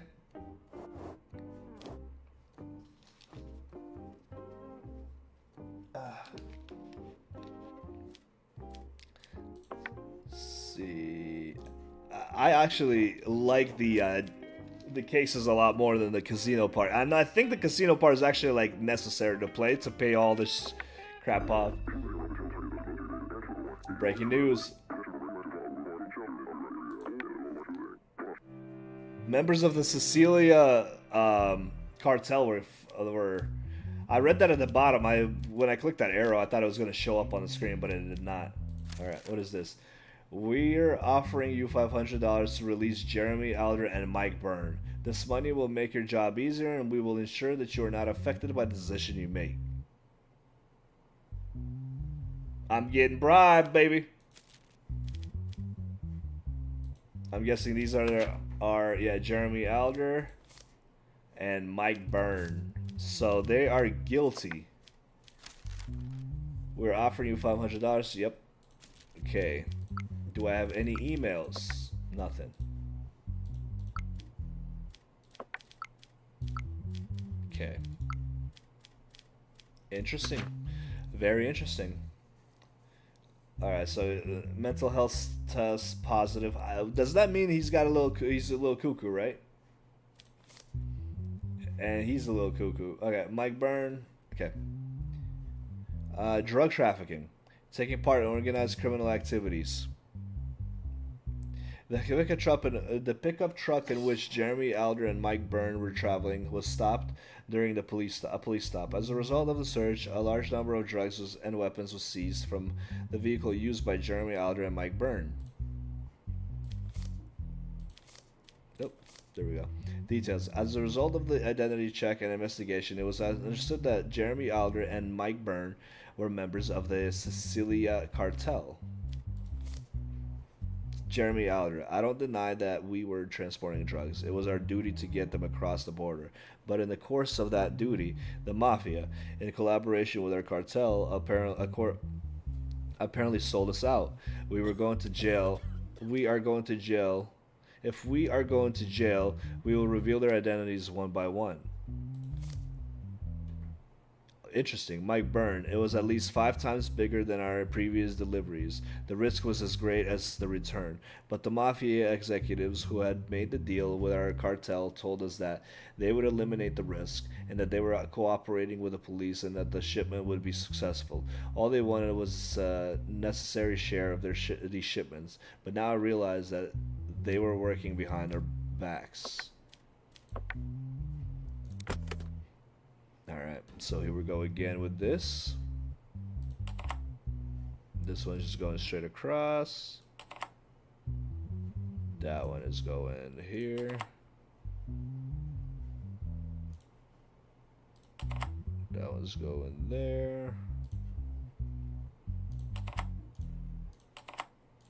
Alright. Evidences what was seized after the operation: 8 kilograms lysergic acid, diethylene, 9 liters of GHB. I don't have no clue what the hell this is. 2 submachine guns. Damn. All right. Narcotic crimes. And what about trafficking of... Okay, trafficking. Oh, traffic. I thought this was trafficking.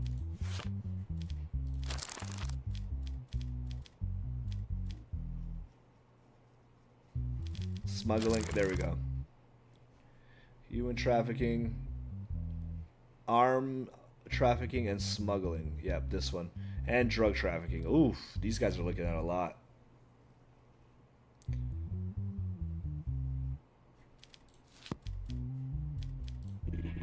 If you cooperate and reveal all the cartel members, I will do my best to get you the minimum sentence. Will you cooperate? No, I don't think so. You say the mafia double-crossed you, but do you have proof of their involvement?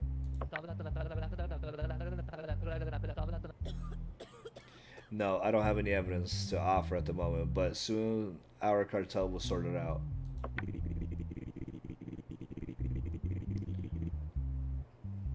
If you expose the names of the mafia members, who do you think double-crossed you in the court right after you? If you expose the names of the mafia members, who you think double-crossed you in court right after you, you can be sure that I will punish them too. Are we gonna help each other with this? We don't trust your judgment or your help. We don't need anyone. Our cartel will sort this out. You don't trust my judgment, huh? Listen here, man. Paco. Mike Byrne. Whoever the hell you are. My judgment is law, okay? I make the law. And I uphold it. Asshole. Don't trust my judgment. Yeah, well, this just went out the window. I don't care about the $500 no more. Alright, so Mike Byrne definitely going to jail. I mean, I don't know what kind of janky situation is this? Okay, so we got arms trafficking and smuggling, and then drug trafficking. So we got 10 plus 26 years. 26 years in prison. What do we got here? 26 years. Drug trafficking. But they are also aggravated. So are we looking at 40 years? And that fine? Oh man, they got a criminal record, which I'm assuming is for that. But not 100% sure just yet.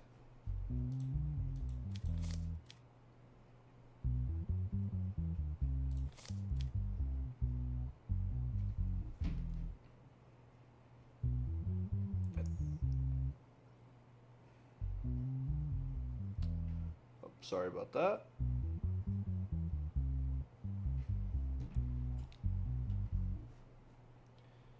Identity check and investigation. It was understood that Jeremy Alger and Mike Burns were members of the Sicilia cartel. So aggravated. Okay, so aggravated. They took in guns, transporting drugs, but it was our duty to get them across the border. But in the course of that duty, the mafia, in collaboration with our cartel, apparently sold us out. How come there's guns?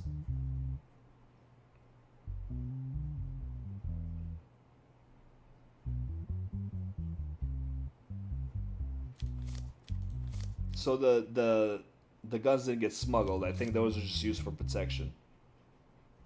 Drug trafficking. Okay, so we're just gonna give them drug trafficking. 24 years each. Sorry, fellas. You might even get worse than that, bud.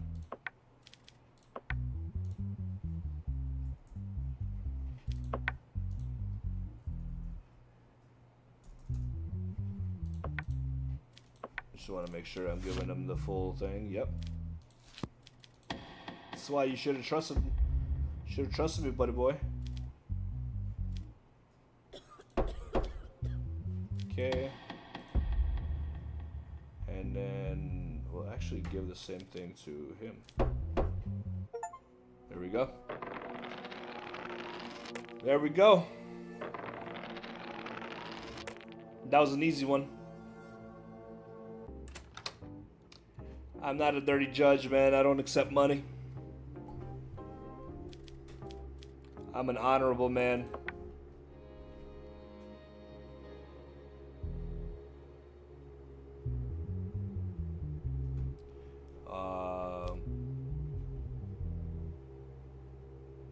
Is that a sub? Oh, that's outside, okay. Alright, what'd you do? Sophia Bonza, 29, female. No record, and she is a little weird. Alright, charges, fraud. Recently, Dennis Asientek wanted to... Jeez, these names, dude. Who the hell wrote these? Made these up. Wanted to have sexual intercourse with Sophia Bonza, whom he thought was a prostitute, in exchange for money. In a telephone conversation, Sophia Bonza requested a certain amount of money and asked Dennis Asientek to deposit into her account. Dennis Asientek did not receive any return after depositing the money. Afterwards, he reported the situation to the police and filed a complaint against Sophia Bonza. Soon after, Sophia Bonza was arrested and detained at her resident address. I didn't even know you could do this. So he pretty much just told the police, like, hey, my prostitute wasn't prostituting. And the police said, oh, don't worry about it, brother. We'll get her. What kind of world are we living in here, man? Dennis Asientek. I broke up with my girlfriend about 2.5 years ago, and during that time I had no sexual intercourse with anyone. This affected me psychologically, and I thought that for my health I could have a relationship with a prostitute. Logic. I found on an app on the internet. I called the number provided.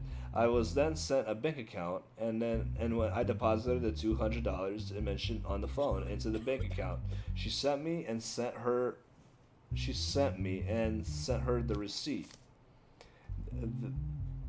Then I realized that they had blocked my phone number. I tried to reach them for quite a while, but I couldn't. The amount I paid is not very important, but I can't bear that these people are fooling others. That's why I decided to started to commence on action. First of all, I'm not a prostitute. I never have been. My phone rang recently. A stranger asked me how much my fee was. At first I didn't understand, but then, thinking I was being made fun of, I told him that my hour cost $200. He asked how he could make the payment. I sent him my bank account, and then I realized that I had $200 in my bank account. I realized there was a serious misunderstanding. I blocked the number. Inexplicably, I realized that my phone number was circulating on the internet on sexually explicit sites. I recently changed my number. Do we believe her? But this is a hell of a story, man, if this is true. Why didn't you tell the person who called your phone that you were not a prostitute? Like I said at the beginning, I thought he was just making fun of me. After you realized it was serious, why didn't you send the money back?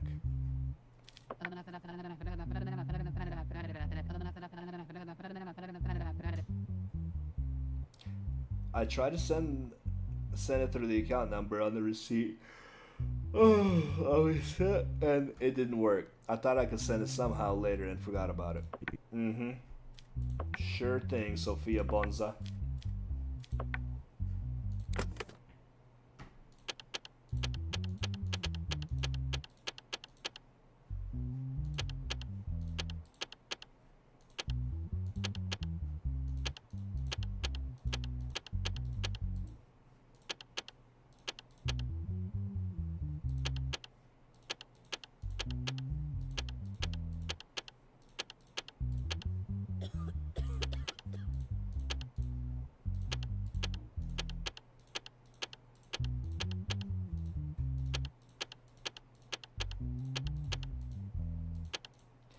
Process of elimination.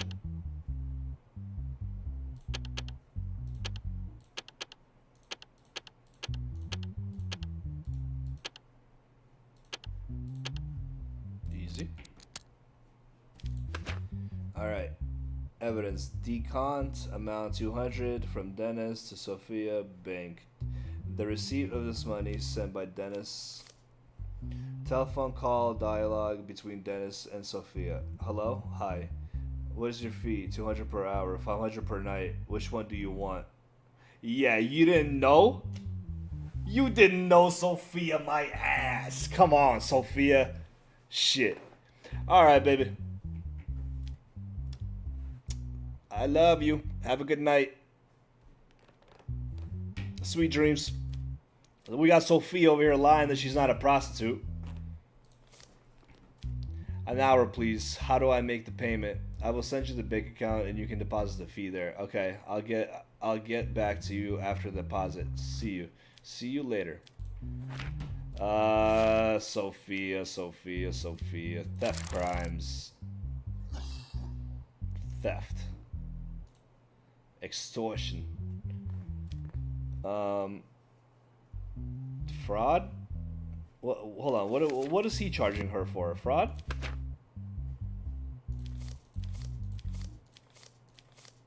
Fraud, yes. So, fraud. Fraud. We're looking at 4 years. Oh my goodness. 4 years for fraud?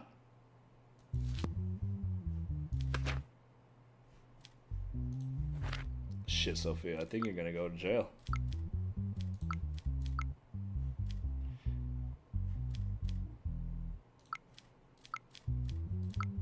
Yeah, I think she's done.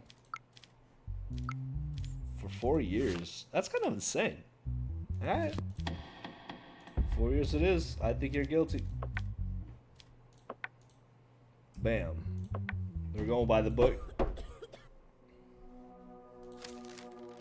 As a result of the decisions you made in the cases, we'd raise your salary. Your week salary earnings is 900.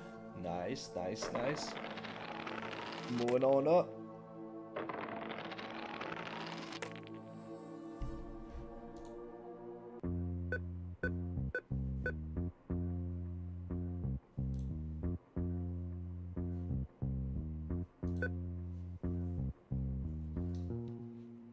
Okay.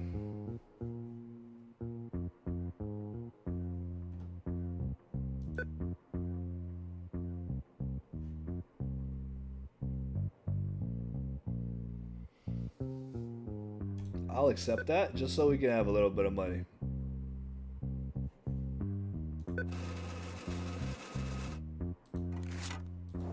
There we go. Perfect. If any one of you guys want shit now, I got it. But I'm gonna go give me some water. I'll be back.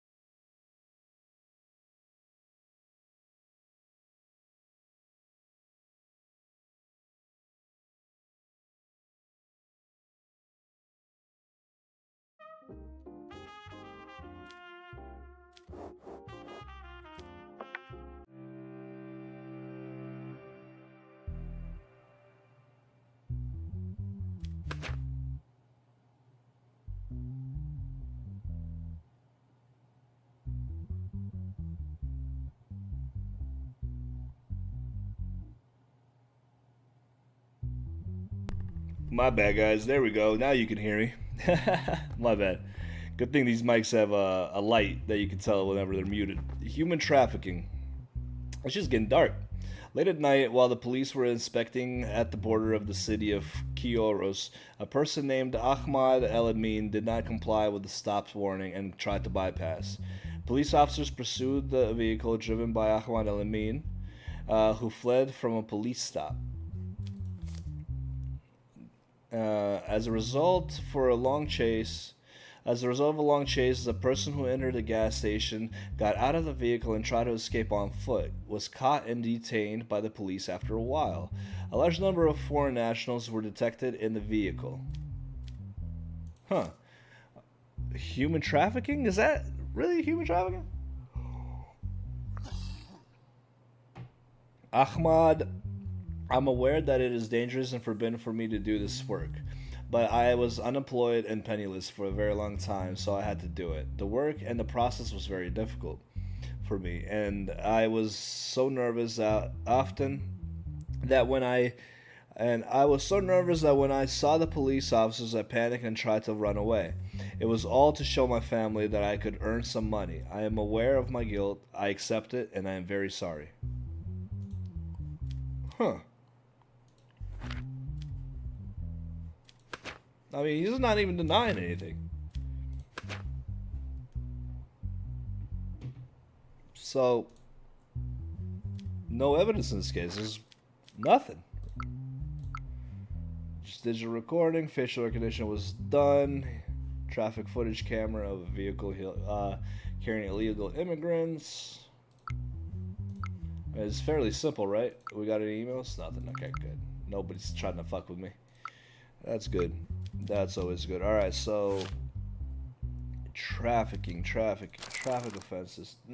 Whenever I read traffic offenses, I'm thinking trafficking, but it's actually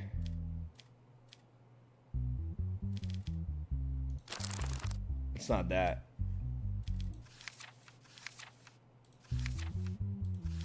Hold on.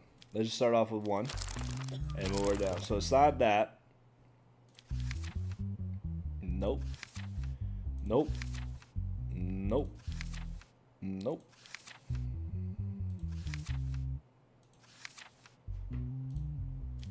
Sexual harassment, nope. Money laundering, okay, financial crimes, nope, nope, nope. Smuggling, okay, human trafficking, there he is. 8 years, oh. He seems like a good dude, man. To give him 8 years, though, it's a little tough. I'll give him 6. Did your family know about your actions and job due to financial constraints and embarrassment?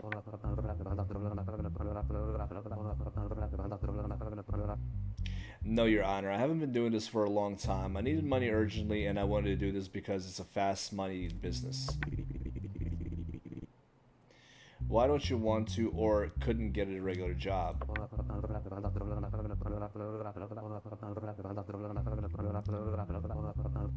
I tried, but the conditions of the job I worked were very difficult, and employers usually did not hire me because I was inexperienced, so I felt I had to prove myself to my family. By human trafficking? Who offered you this job?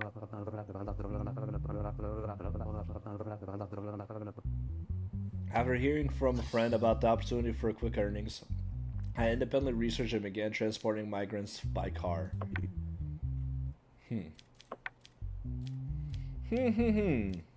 He's right. I mean, he's not lying about anything. He's not really doing much, you know? So it's 8.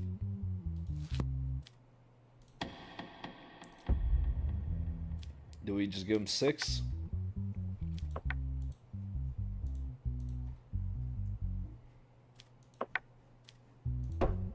Let's see, we'll give him a 6. We're still moving it, man. Judge Jazz in the damn building, baby. Alright, what do we got here? What do we got?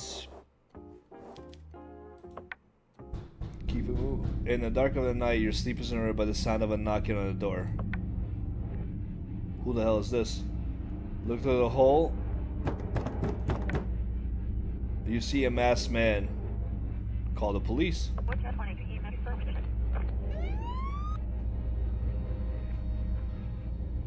Something's happening.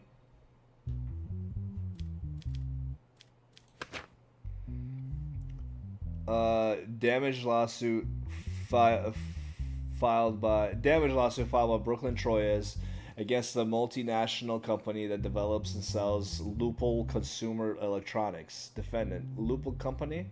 Plaintiff, Brooklyn Troyes. Her burnt battery of Loophole brand phone that belonged to plaintiff. Okay, we'll see how that goes.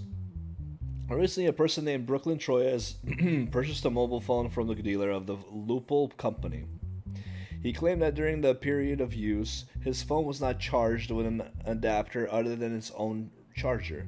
While using the phone while it was charging, the battery inside it exploded and caused physical damage around the right hand and face of Brooklyn Troyes. Purchased a mobile phone from a dealer of Loophole Company. He claimed that during the period his phone was not charged with an adapter. Okay. Brooklyn Troyes, who reported the situation to Loophole authorized services, did not receive the response he expected and filed a lawsuit for a compensation of $500,000. Statement: Brooklyn Troyes, exactly 2 months and 15 days ago, I went to Loophole dealer near my house and buy a phone. I bought a model I liked and started using the phone. I thought he said it wasn't charged. During this time, while using the phone, I never charged it with anything other than the charger that came in the box. While I was charging the phone, its battery suddenly exploded, and in addition to the damage to my hand, parts of the phone also hit my face. Afterwards, I called Loophole authorized services and explained the situation and expected at least an apology, but it was not what I expected. They told me that this was a user error and hung up the phone on me, so I filed a lawsuit and demand my rights. I got my rights. Michael Bell, we deliberately do not hold ourselves responsible. We definitely do not hold ourselves responsible for the incident. Our products have been subjected to dozens of tests, and our engineers have reported that it is not possible to give such a reaction when charged with a current adapter or a more powerful adapter. We believe this incident occurred as a result of a transaction that the consumer did not report and is an action designed to tarnish our brand. The one thing I do think that's really off is he claims that during this period of use, his phone was not charged with an adapter. Other than it's okay. Never mind. I needed to read that a little bit over. So, pretty much says that during this time while using the phone, I never charged it with anything other than the charger that came in the box. While I was charging the phone, its battery suddenly exploded. And in addition, getting late. In addition to the damage to my hand, parts of the phone also hit my face. Afterwards, I called Loophole authorized service and explained the situation and expected an apology, but he didn't even get that. I think that was messed up.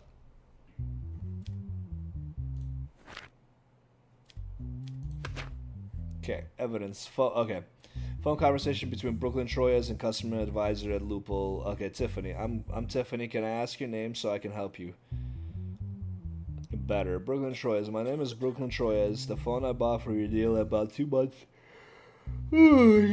ago exploded my hand. Can you explain how this happens? I'm sorry, did you say the battery exploded? Brooklyn Troyes, yes. Even though I only used the adapter and charging cable that came in the box. That's not possible, Mr. Booker. I think it's your fault. It cannot be from us. Is there anything else I could help you with? What do you mean it's not possible? It happened. Am I lying? Unfortunately, I can't help you. Have a nice day. Confirmation is concluded. They definitely look guilty here. Loophole Troyes has stated that you are responsible for this. What do you think?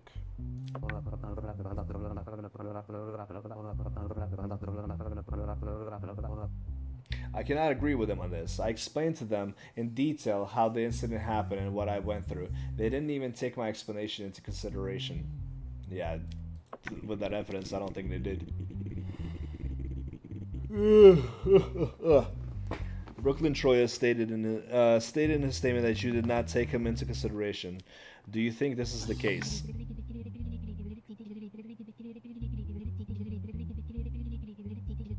No, Your Honor. We are a reputable company with high customer satisfaction. We just didn't think this statement were true. We just didn't think his statements were true because we put our products through dozens of tests. So, we stated that such an incident could only be due to customer error.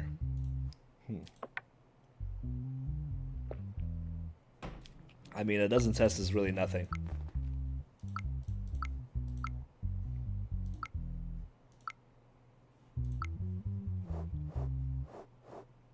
Possibility of being assassinated. Oh, damn. Oh, damn.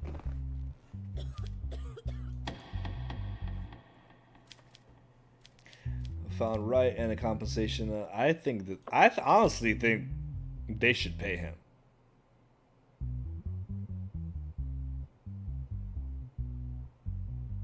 Oh,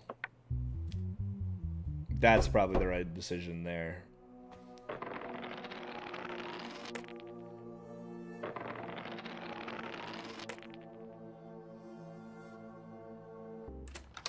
Yeah, we're gonna do that because half a milli was crazy. All right. What do we got here? Outside. What's the next case? I didn't even know I was trying to get assassinated. Oh shit! Who do we got here?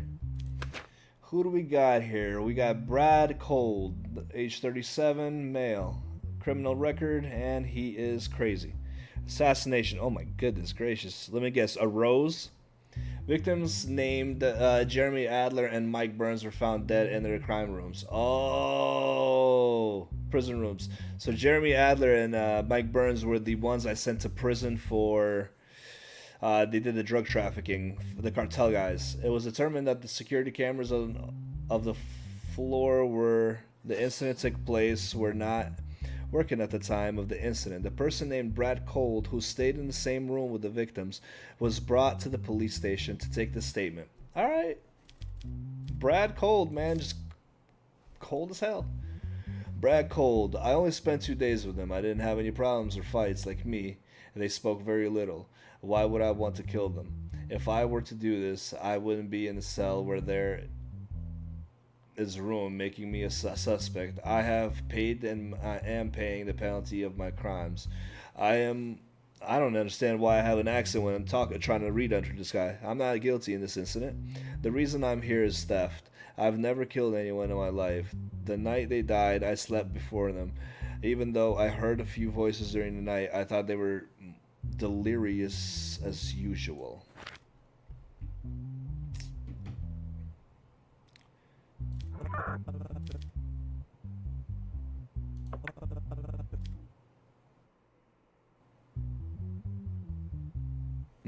Okay.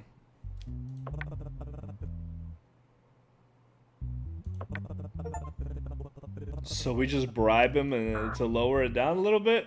That's hilarious. All right. I don't know. Let's see what the evidence is.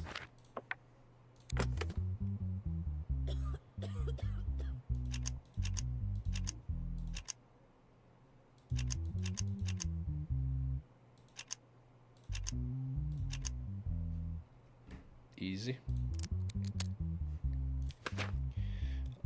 Of course, 2 roses were found on the bodies. The strangulation rope found on the bodies confirming to be the... Okay. This one's tough. I only spent 2 days with them. I didn't have any problems. Okay.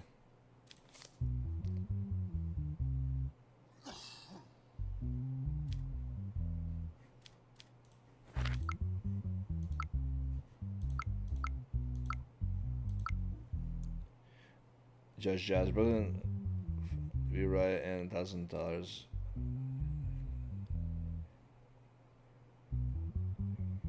Oh, nice.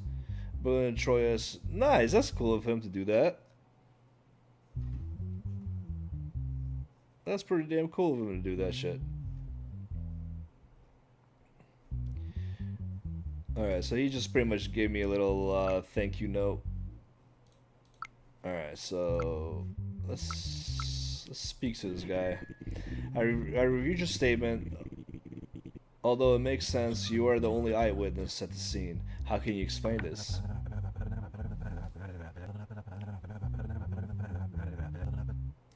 This is one of the prisons where prisoners are killed the most, and it is often unknown who did it. Don't you think it's possible that the guards had a hand on this? You said you heard voices that night. Why didn't you get up and look? Yeah, Brad. Why didn't you get up and look, Brad?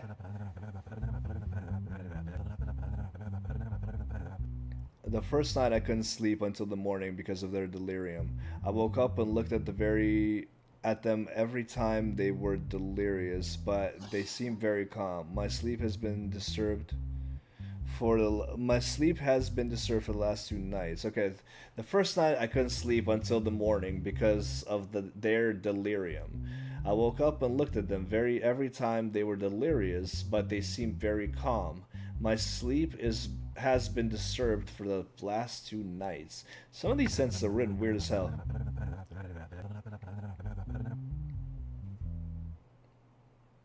I thought it was one of those nights they were talking about as usual, and I didn't feel the need to wake up and look.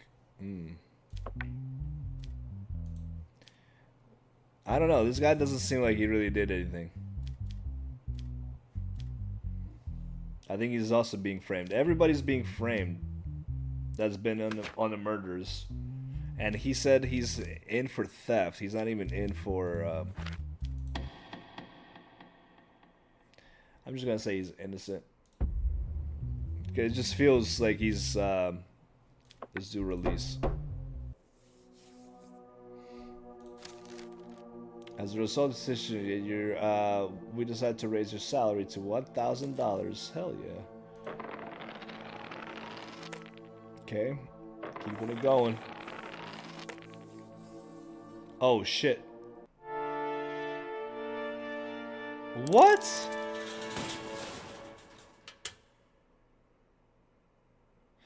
Oh, we're gonna load from last save. What the hell? Alright. We're gonna pay that cop a little bit more. Offer bribe. Hold on, what are we at now? Since you just received service, I cannot help you now. What the? Oh, that's... Alright, so we remember this guy. We kind of let him go. I don't know that had to do anything with that, but I feel like that's just chance, right? Alright. We remember this. What? I'm just gonna... I can't get it over with. And then I've been assassinated? That was a 25% chance. So they just don't want me to... Is that guy guilty? Alright. That is weird. Alright. Offer a bribe. Okay.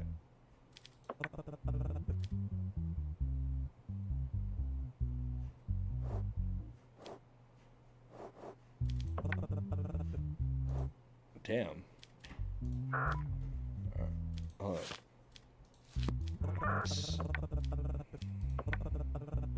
Never mind. Interesting. Alright. What the hell, man? Alright, so we're gonna give Brad a break again. But is it because I'm giving him a break?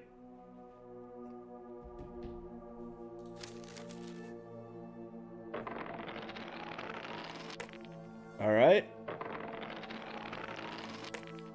Alright, oh, I guess it's just chance. You paid the negative fee reflected in your balance. That's fine. That's fine, that's fine. I don't think there's any money for me to withdraw.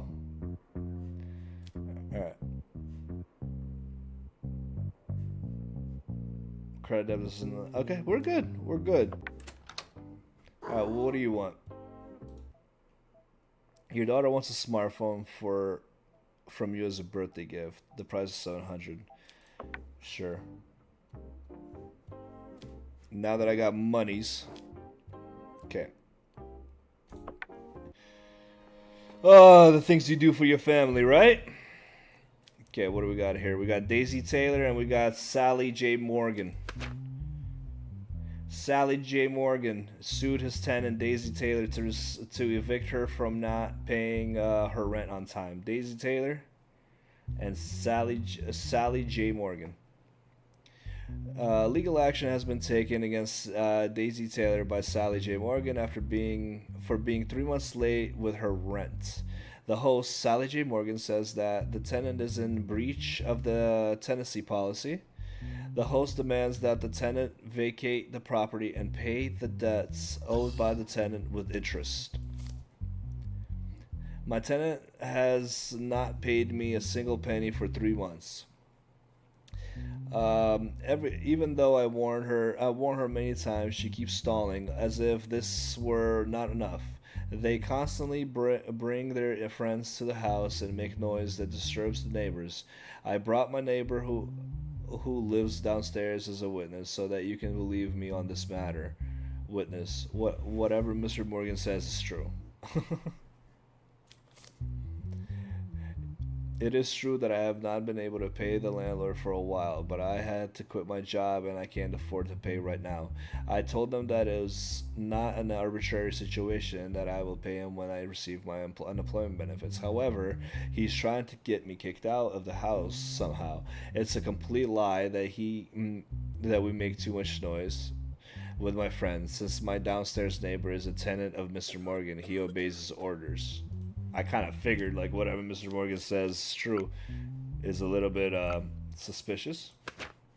Okay, tenancy agreement. Host Sally, evidence. So this is just the tenancy agreement. That's it.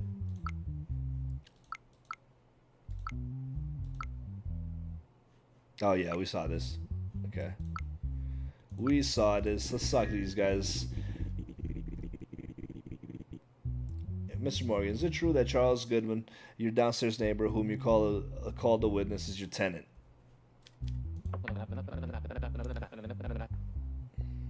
That's true, Your Honor, but I don't understand its relevance. Mr. Goodman, is it true that your upstairs neighbor and her friends make too much noise, so much noise that they disturb you? Sound? Noises? Oh yes, I remember. Normandy coasts. The voices are echoing in my ears. The smell of gunpowder and the sound of bullets casings. AC. Achoo. Could you please answer the question, Mr. Goodman? Whatever Mr. Morgan says is true. Miss Taylor, you said in your statement that your landlord tried to get you evicted. Why do you think that is?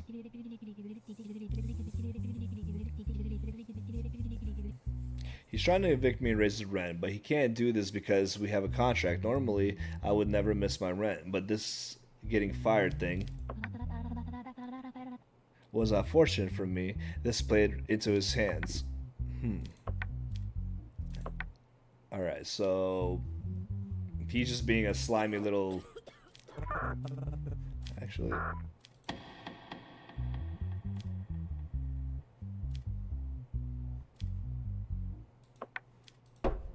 Yeah, he's a slimy little landlord. I don't like that guy. And brings in his other tenant to testify. That's madness. All right, here we go.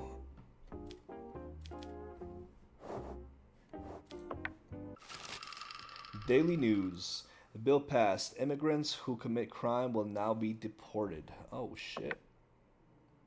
It's like 2025, man.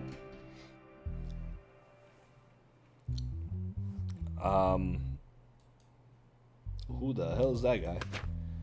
Connor McGlean, 34 years old, male. He's got a criminal record. National status, yes. He looks like Conor McGregor, man.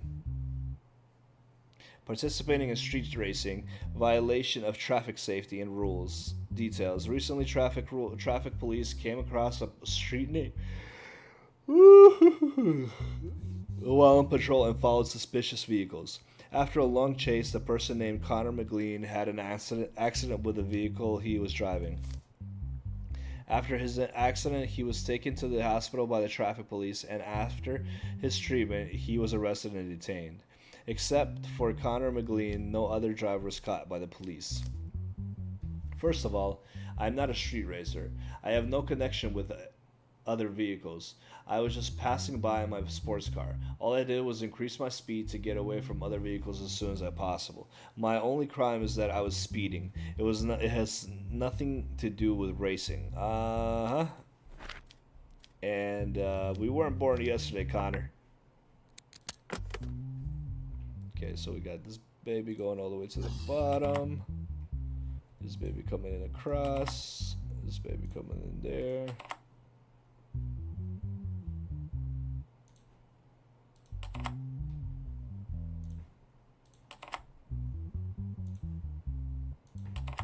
Alright, there we go. There we go. Evidence. Speed measurements. 224 kilometers an hour of the vehicle used by a person. The license plate belonging to the vehicle located in the trunk of the vehicle. Okay, so that's... I don't know. That's very suspicious that he also has his license plate in the trunk. I feel like that is suspicious.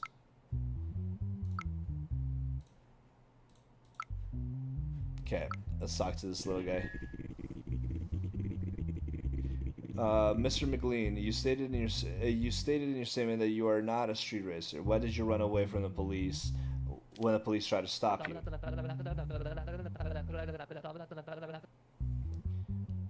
Your Honor, I thought the police stopped me because I was speeding. I ran away to avoid a traffic ticket. You ran away to avoid a traffic ticket so that you can get arrested. Oh, you idiot. How stupid do you think I am, man? This is Judge Jazz, bro. You have been street racing in the past and got caught. Do you have an explanation about this?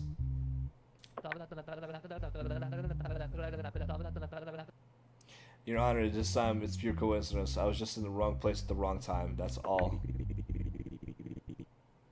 Yeah, why is your license plate in the trunk of your car? Okay, to get your car painted, and then you forgot to put it back on. Sounds like unlikely. Ugh. Alright, what do we got?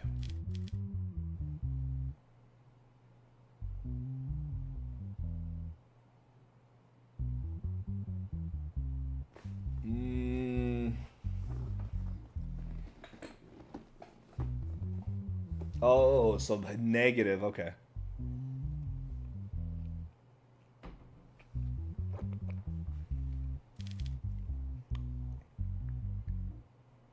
Oh, all criminals with a negative mental test must be sent to that.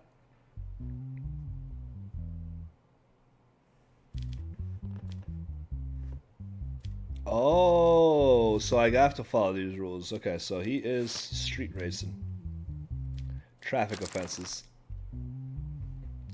But participating in street racing, sentence, $5,000 fine, 2 years in jail, and a $15,000 fine. Yes, okay, so it's, sorry, bud. We're following the rules, man. Guilty. Hold on, what? Not guilty. Guilty. Deported.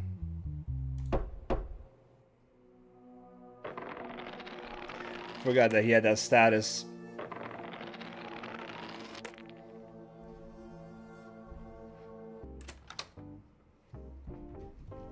Alright, here we go.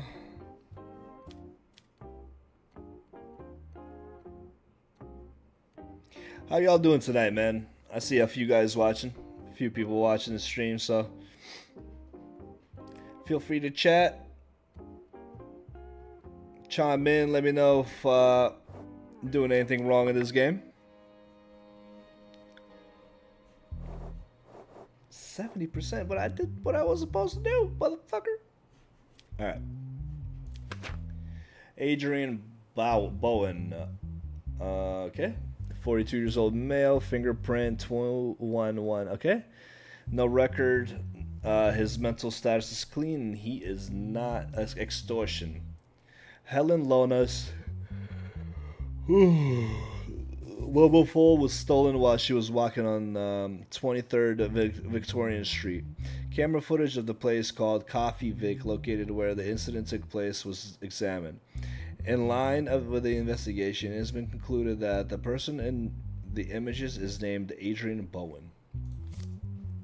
Adrian Bowen was detained by the police for questioning while he was going to the market where he worked. Helen Lola. I was walking on 23 Victorina Street where I walked on certain days of week. Where I walk on certain days of the week, but that day I decided to walk in the opposite direction to the direction I normally walk.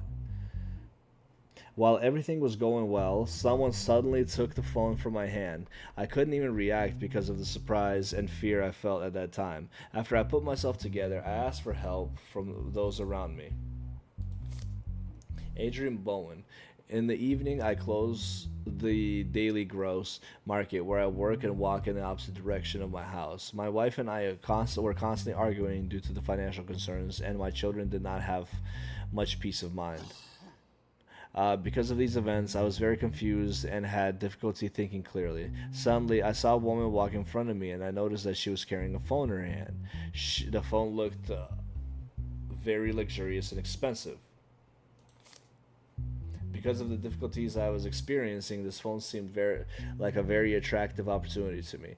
I thought that if I could sell it, I could at least alleviate financial concerns a little. Without any plan, I reflexively grabbed the phone from the woman's hand and started running afterward. Afterwards, I turned off the phone, put it in my pocket, and went home. So he's not denying it. Extortion, 2 years in jail.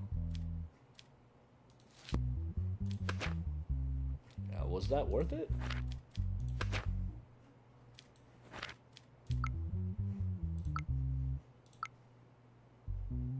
Yeah.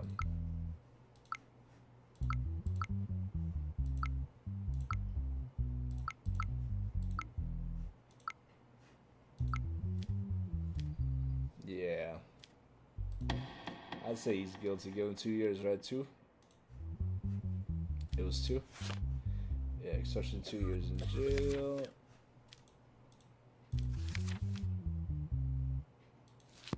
Okay. Oh, let's hear what he has to say. Have you known Helen Lona before? No, Your Honor, I did not know her before, but I occasionally saw her while walking.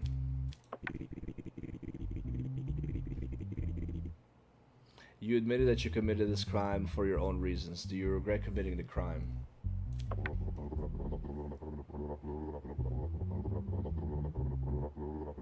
I am absolutely sorry. Your Honor, I still cannot understand how I committed such a crime. I am very embarrassed towards my wife and daughters. Please forgive me. But we already placed them. He's guilty. 2 years. Sorry, bud. Should have thought about it. We don't play games, man. We are an honorable judge here.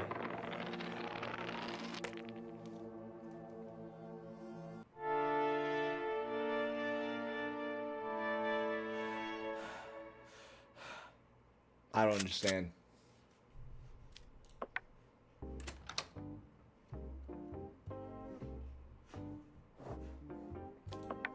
This is unbelievable. Alright, so we're gonna take this dude and give him 2 years. We know the story. Alright.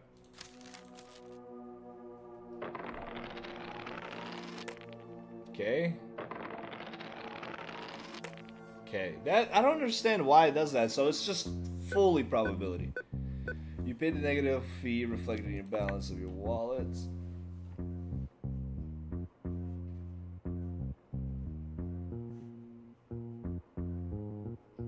How much debt do I have to pay? I feel like I pay a lot of it now.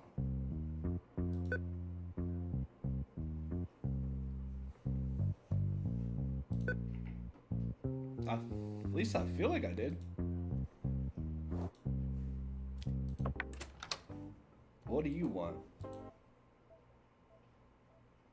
Your wife wants a car. A weekly payment of $1,000 would be a total of 15 weeks of payment. Once accepted, the first installment is paid right away. Your sanity will drop severely if you don't accept.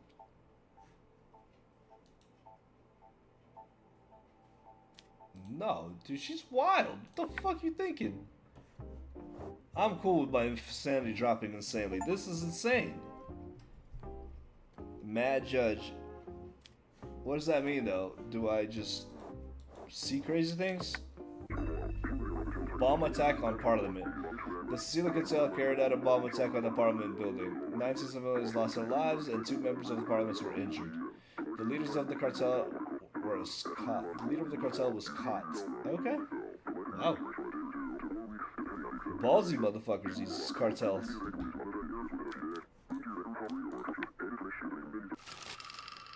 After the attack, law of execution was accepted. Those who are on trial for terrorism and other severe crimes will be executed. Oh shit.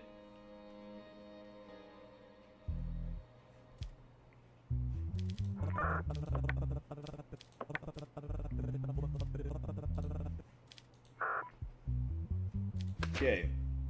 Juan Carlos, 54, male, record. He's okay with that, but okay. Terrorism.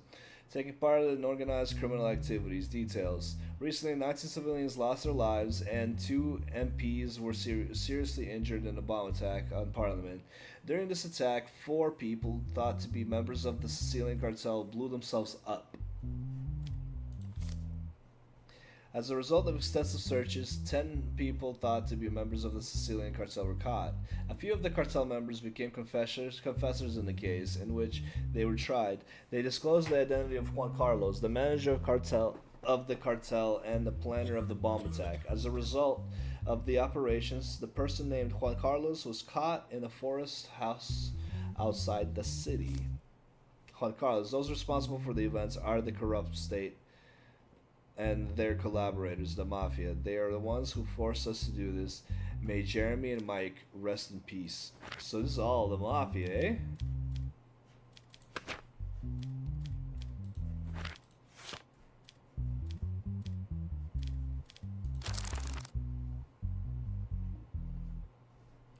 Execution. Okay, no evidence.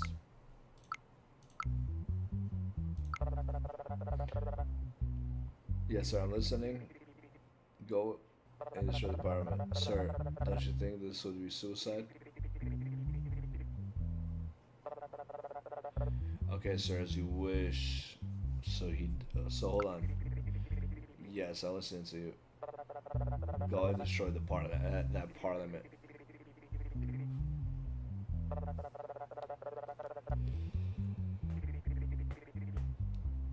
Okay. A photo fit of the cartel leader drawn by the confessors. Okay, so he might actually get executed. Let's see what he's got to say.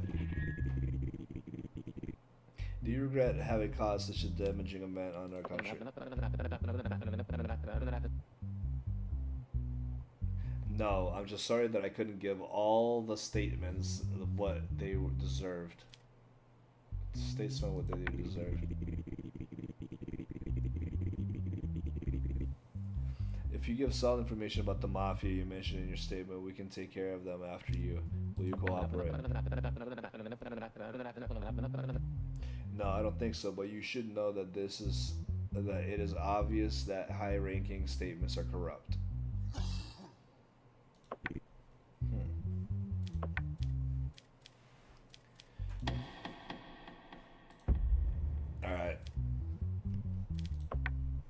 Hold on. Hold on.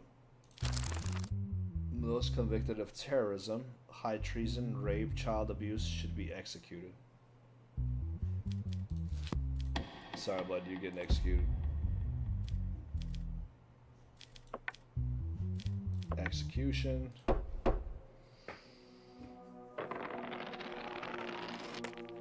Good. Good. Alright.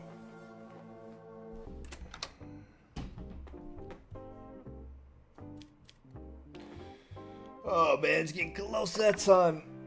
About 20 more minutes and I'm gonna have to call it, guys. If you guys haven't yet, please like and subscribe. It definitely helps out my channel and the videos. It is highly appreciated. All the support is definitely appreciated, but if you guys could like and subscribe, definitely appreciate it. Thank you guys. Alright, let's see what the hell is going on with this case here. Case subject: filing a compensation lawsuit against Robin Hudson, who caused Henry William to have a traffic accident. Robin Hudson, Henry William. There is one digital evidence for this case. Henry William was allegedly pushed into the barriers by Robin Hudson while he was driving his motorcycle in traffic, causing him to have an accident. After the accident, Henry William remained in a coma for 42 days. Jeez. Henry William demands $250,000 from Robin as a material and moral compensation for the pain and he had experienced. Probably medical bills too.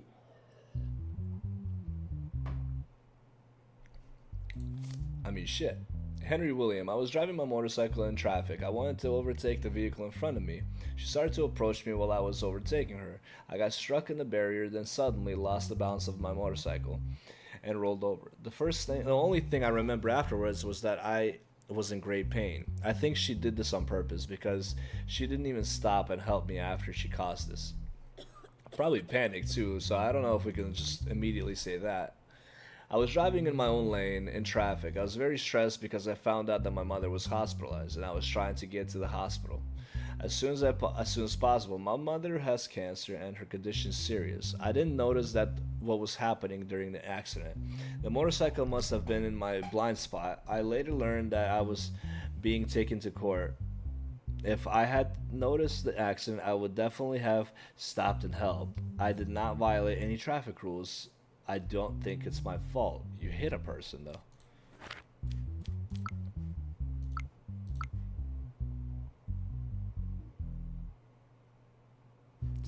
Seeing an accident. I don't know what that shows me, though.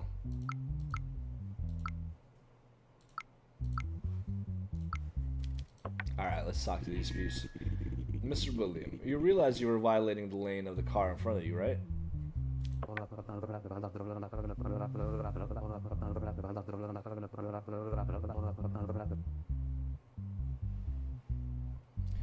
Your Honor, I even honked my horn before she overtook. There's no way she didn't see me. What upset me is that she could have killed me, but she chose to flee at the time of this accident.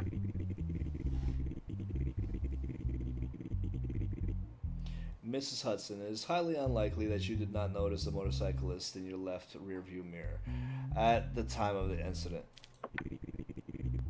Didn't you at least hear a sound?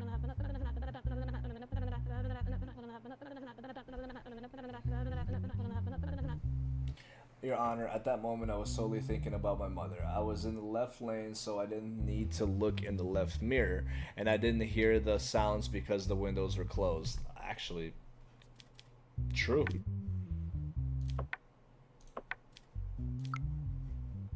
So I'm guessing, okay, so he's trying to pass her here. Yeah, that dude's an idiot. And then he's trying to...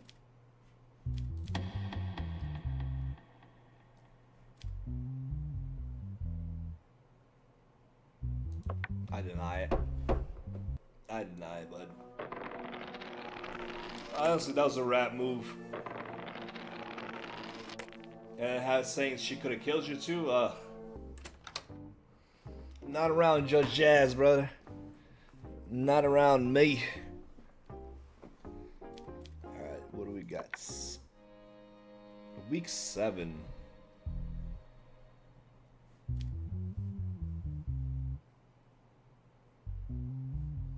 Alright, I think this might be my last one. Alright, Nathan Lake, 57, male. Criminal record, no. Health, mental health, he's good. National status, is deported. Or, hold on, national status means... Hold on a second, what does national status mean?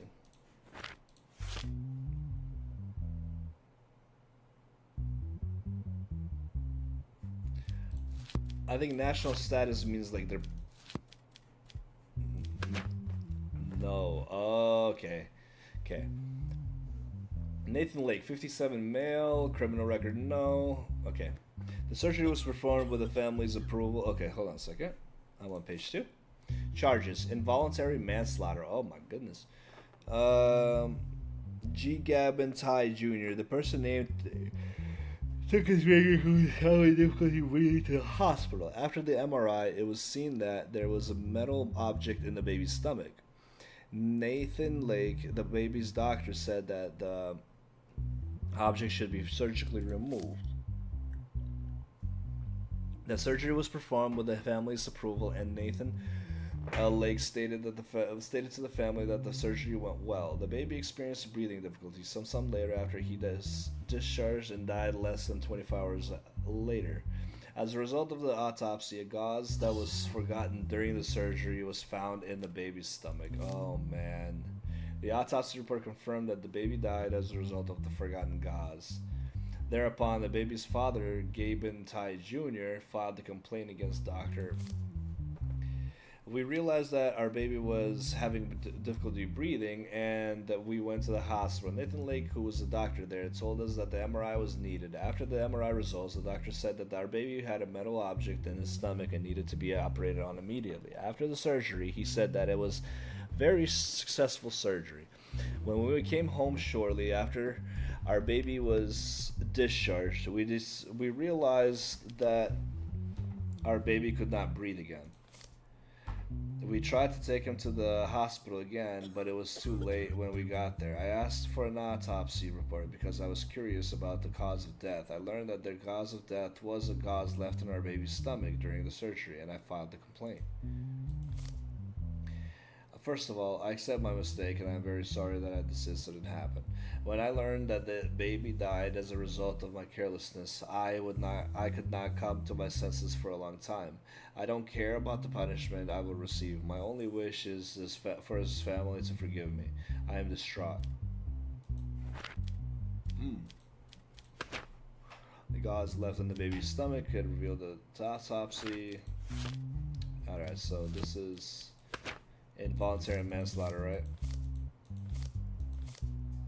Yeah, involuntary manslaughter.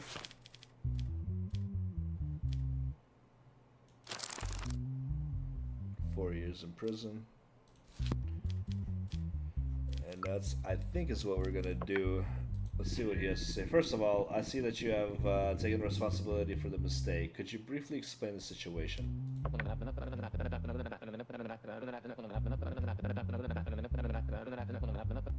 Before surgery, I had an argument with my wife. We were in the process of divorcing. I thought I mustn't do the surgery, but there was no other doctor in the hospital.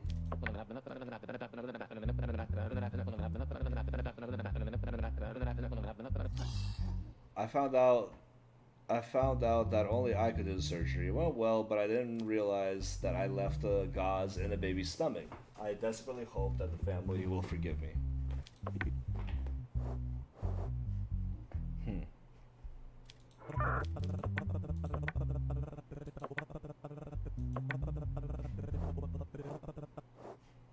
Interesting, so he will not take that.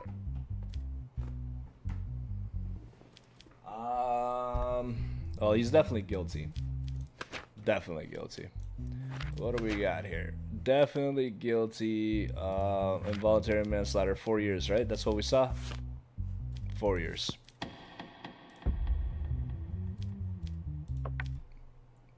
4 years. It'll fly by, buddy.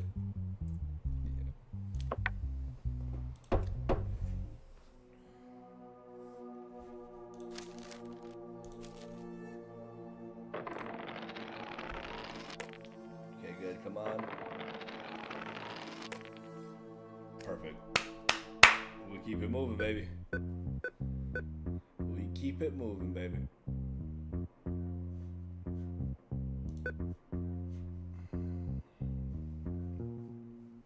Are they ever gonna tell me how much I have left?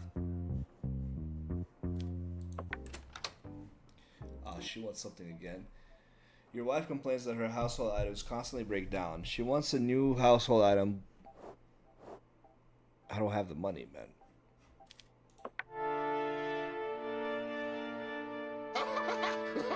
What the fuck? Well, hold up a second. Let's see if we can win.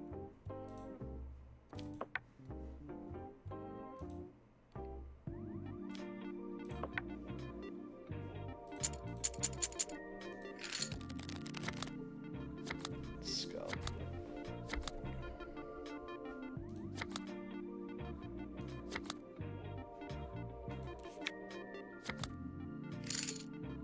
Perfect.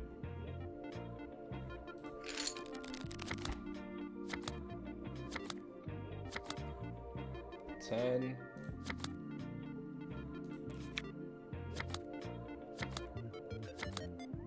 Perfect.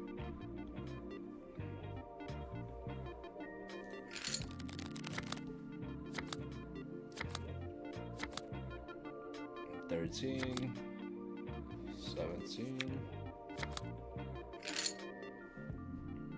Okay.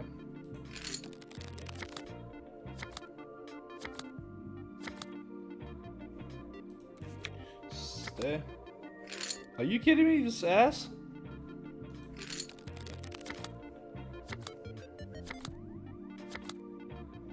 Stay. Fuck yes. Alright, how much money do I got now?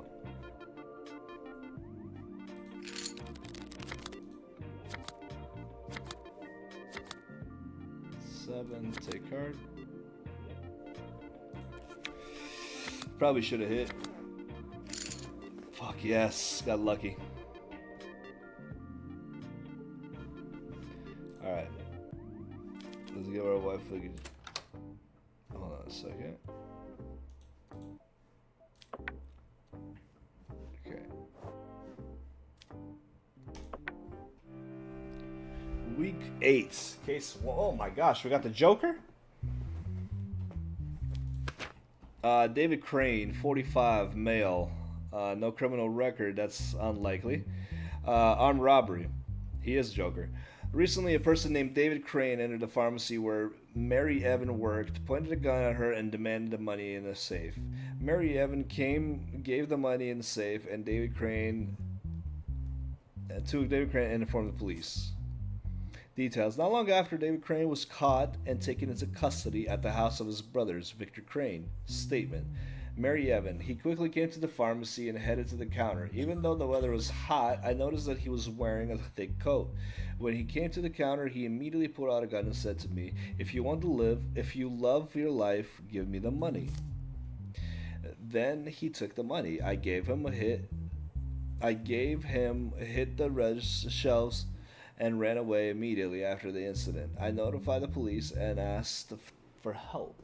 David Crane, I didn't do anything. Why are you arresting me? He apologizes for what he did, but don't understand that he needed it. He apologized for what he did, but don't you understand what we need? What? He apologized for what he did, but don't you understand what we needed? That we needed. What the what?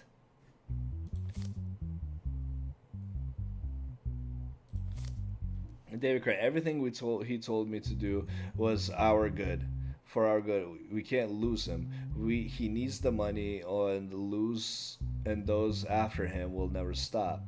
I need to see my brother. I need to make sure my brother's okay. I haven't been sure about this for a long time. I haven't been able to be with you for a long time. What the fuck? Victor Crane. My brother is mentally unstable. I woke up in a hospital. I woke up in a hospital the day they beat me because I owed some money. When I woke up, David was with me, even though I was sure that I had not informed anyone. I asked how he knew. He told me to come here, he said to me. 2 days later, he brought me some money to pay off my debt, but he didn't say where he got it. I didn't think he was crazy enough to commit robbery. Please do not punish David. Sounds like David's just gonna go to a mental hospital, eh?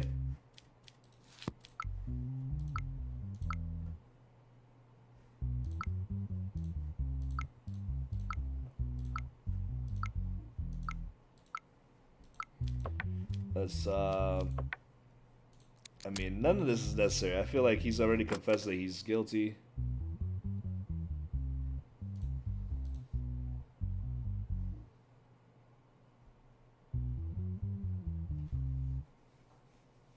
What the hell?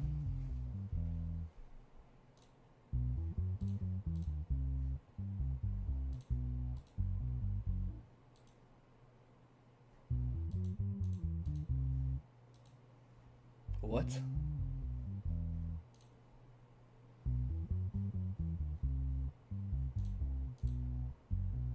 Interesting.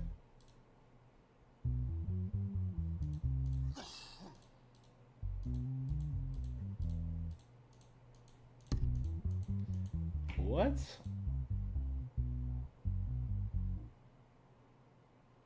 Um, no clue.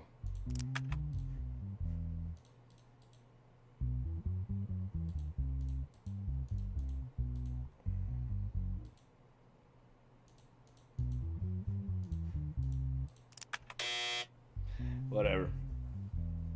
Um, who's after your brother? I don't know. They beat him up until he was hospitalized. I know that the person beating me I know that the person beating me was tall, tattooed man of Russian origin. Of course, Russian origin. If this your statement you said he apologized for what he did, who were you talking about? There's another person inside me who helps me with what I need to do.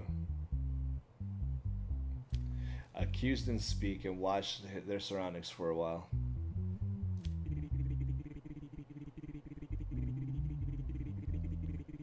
Thanks to what he said, we found some of the money. Even if we couldn't pay off my daughter's debt completely, he's helping out for our sake. Why haven't you been in with your brothers? Why haven't you been with your brothers for so long? They took me to do tests and fix it with medications. I don't need to be fixed.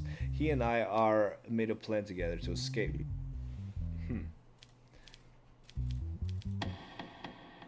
Well, we know what to do to him.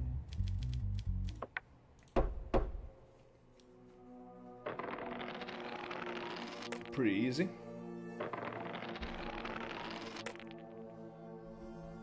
Pretty damn easy. Alright, so week 8. We did 22 cases already.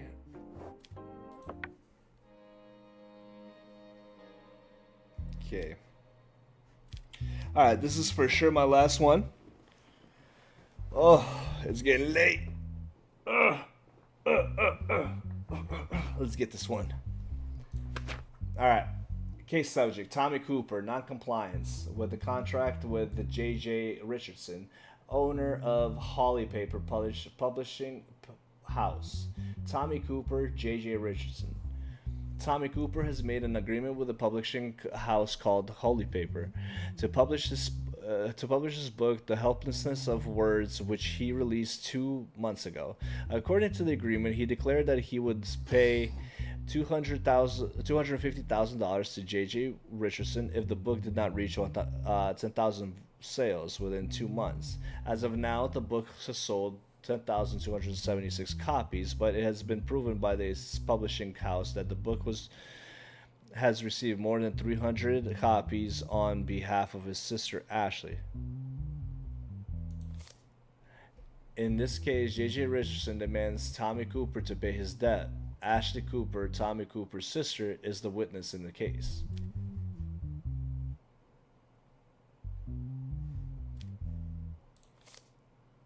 Wait. What?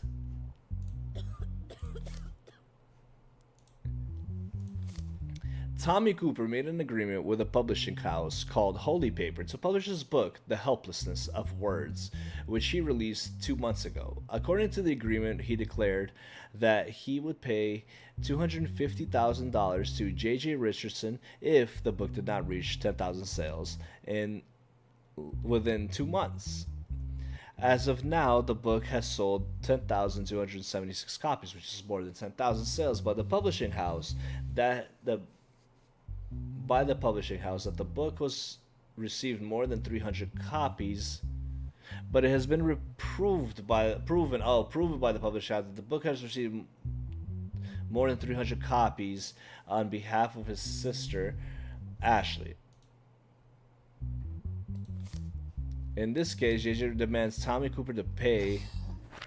I don't exactly know. Like, did she rat him out? What kind of sister is that, man? It's some fucked up shit. All right. Invoice 300. Invoice for the purchase of 300 books in the name of Ashley Cooper. The Helplessness of Words. Debt agreement between Tommy Cooper and the owner of publishing house. Tommy Cooper, JJ. All right, let's see what they got to say. Mr. Richardson ultimately sold 10,000 books. You didn't state in the contract that Ashley Cooper shouldn't buy that book, did you? Yeah, I was gonna say we didn't specify it, but this is pure fraud. If he had not made his sister buy the book 300 times, it would have not exceeded the state's sales figures. It doesn't matter, brother. You still made your money. Mrs. Cooper, did your brother tell you to buy the book?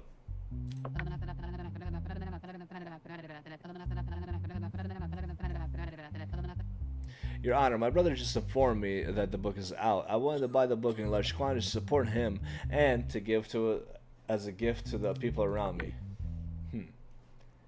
Yeah, I feel like even if he did tell her whatever it is, you guys made your money, man.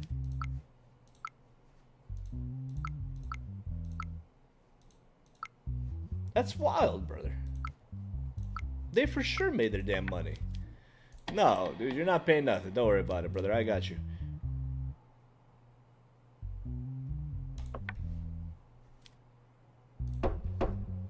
Get out of here, J.J. Richardson.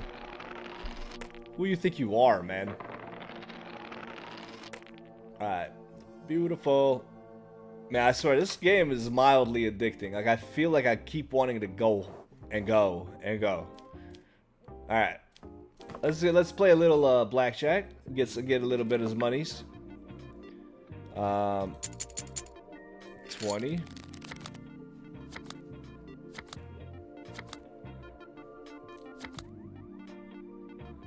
There's no fucking way, right? No. Give me that.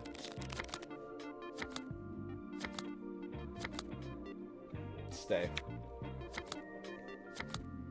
You gotta be kidding me, right?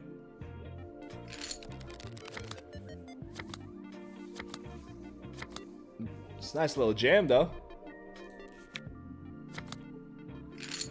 Alright, brother. I'm not doing this.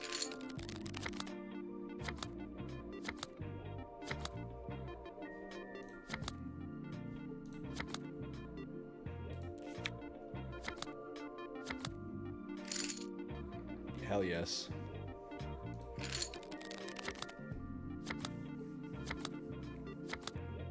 Alright, easy one.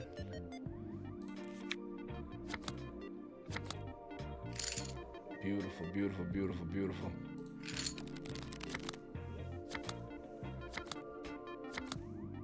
Alright, we got 19. Let's stay.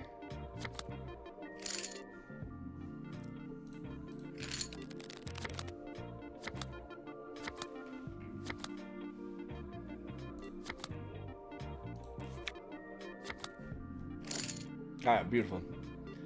Made a little bit of monies. And now we can go and let's end our day. I'll end the week. There you go, because it's the last case of the week. So I think this is again. If Sergio Monri receives any punishment, know this, Judge. I will not show you the light of day. This is my first and only warning to you. Think right and make the right decision. Is your life shitty like everyone else, or is it worth living? Think well. Okay. It's a hell of a threat. Sergi Monri, 38, male. Alright, he's got no criminal record. He's got a... Okay. Assassination, high treason, details. Recently, a person named Merge Blitz was involved in an accident with her own vehicle and died at the scene. Merge Blitz, who completed her shift at a company called Linkop, set out to go home with her own car. Details. While she was driving, a truck coming from the opposite lane crashed into the vehicle of the person named Merge Blitz. During the investigations carried out by the police arriving at the scene, a crowbar was found in Merge Blitz's vehicle.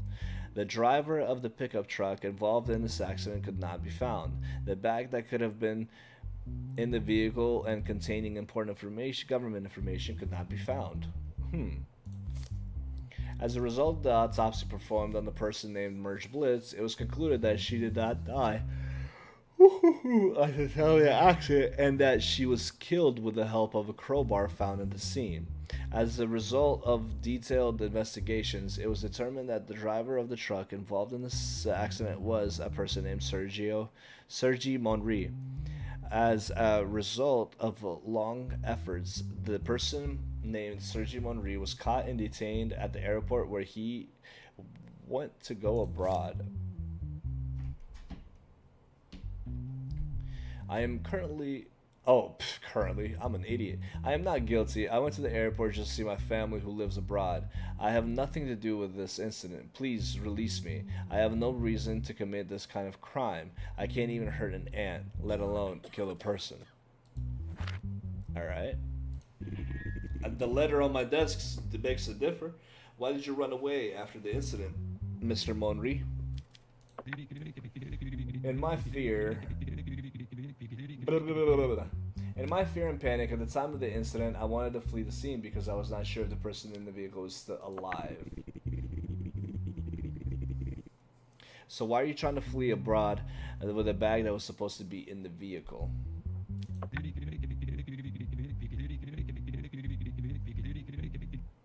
I found that bag next to the garbage container opposite my house, and since it looked very nice, I wanted to take the bag to my family. Sounds like a likely story. Alright, so we got conviction of terrorism, high treason, rape, child abuse should be executed. Alright, what about homicide crimes, assassination, 60 years in jail. 62, right? Because I don't think he's got priors. Yeah, it's a 62. And that's what we're sending you to prison for. I don't even care, bud. I don't care.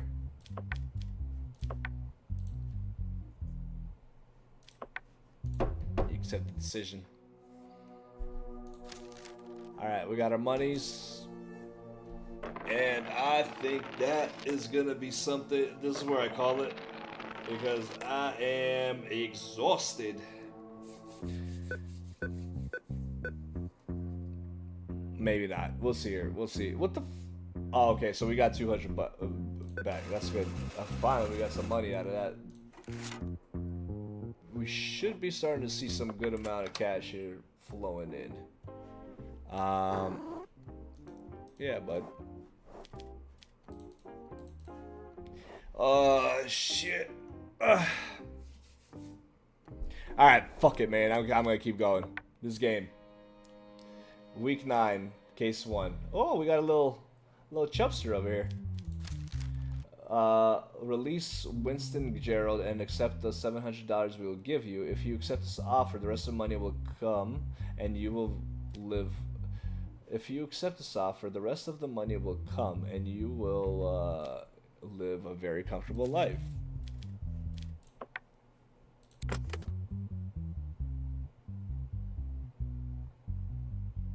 I don't understand these.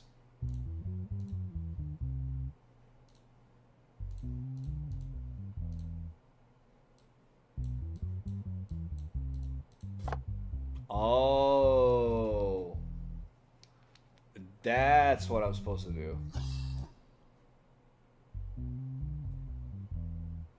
Um, no, I think that's right. And then I gotta.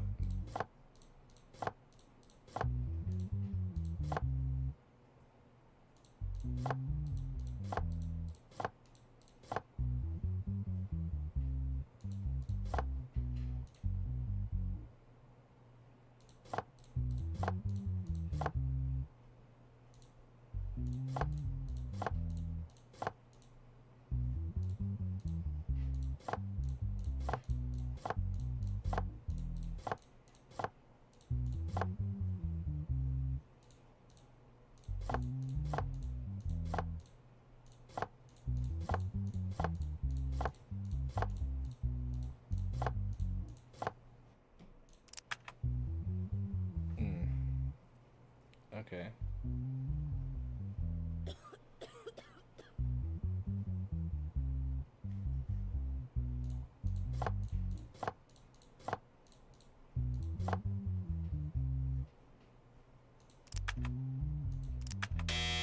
The fuck, man?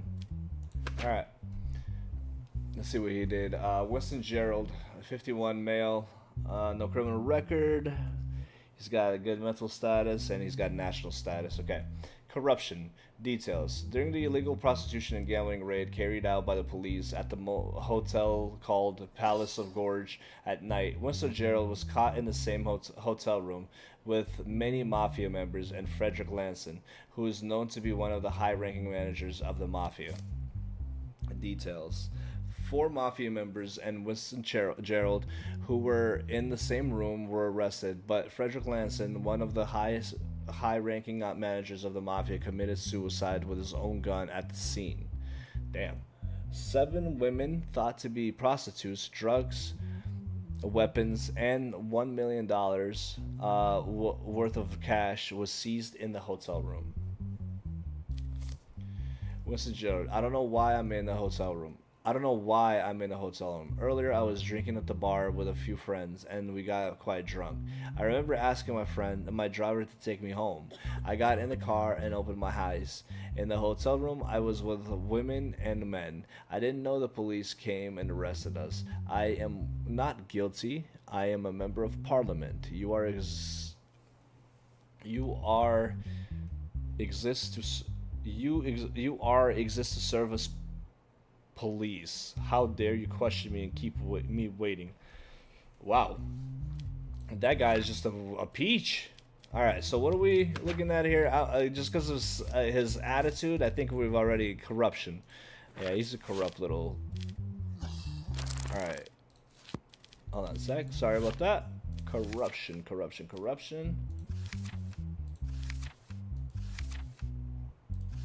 Hold on, what was that? Violations. Okay, aggravated.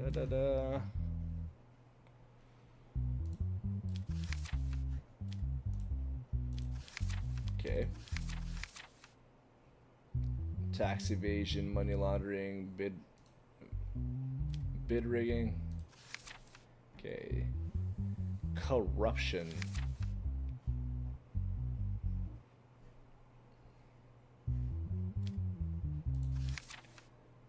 Oh, there we go. 10 years in jail. Jeez. Okay. That's not. And a $10 million fine. Oh my god. Okay. 10 years in jail and $10 million fine. Sorry, buddy. Oh, can we actually hear what he has to say? And you're saying that you said that you were in a hotel room against your will. Is that true? Yes, Your Honor. There was to be a plot against me. I don't know about that. When you left the bar, you were seen getting into the same car with a man you said you didn't know at the hotel. What can you say about this? This must be a trap set for me. I don't know anyone in the hotel room. I am not guilty. I am someone who serves the country.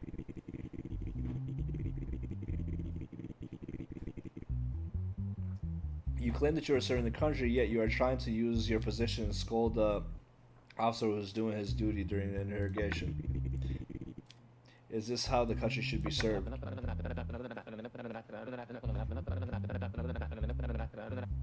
I'm sorry, I was stressed and it was the first time being questioned. I couldn't help myself. Your Honor, I apologize to my police friends in front of you.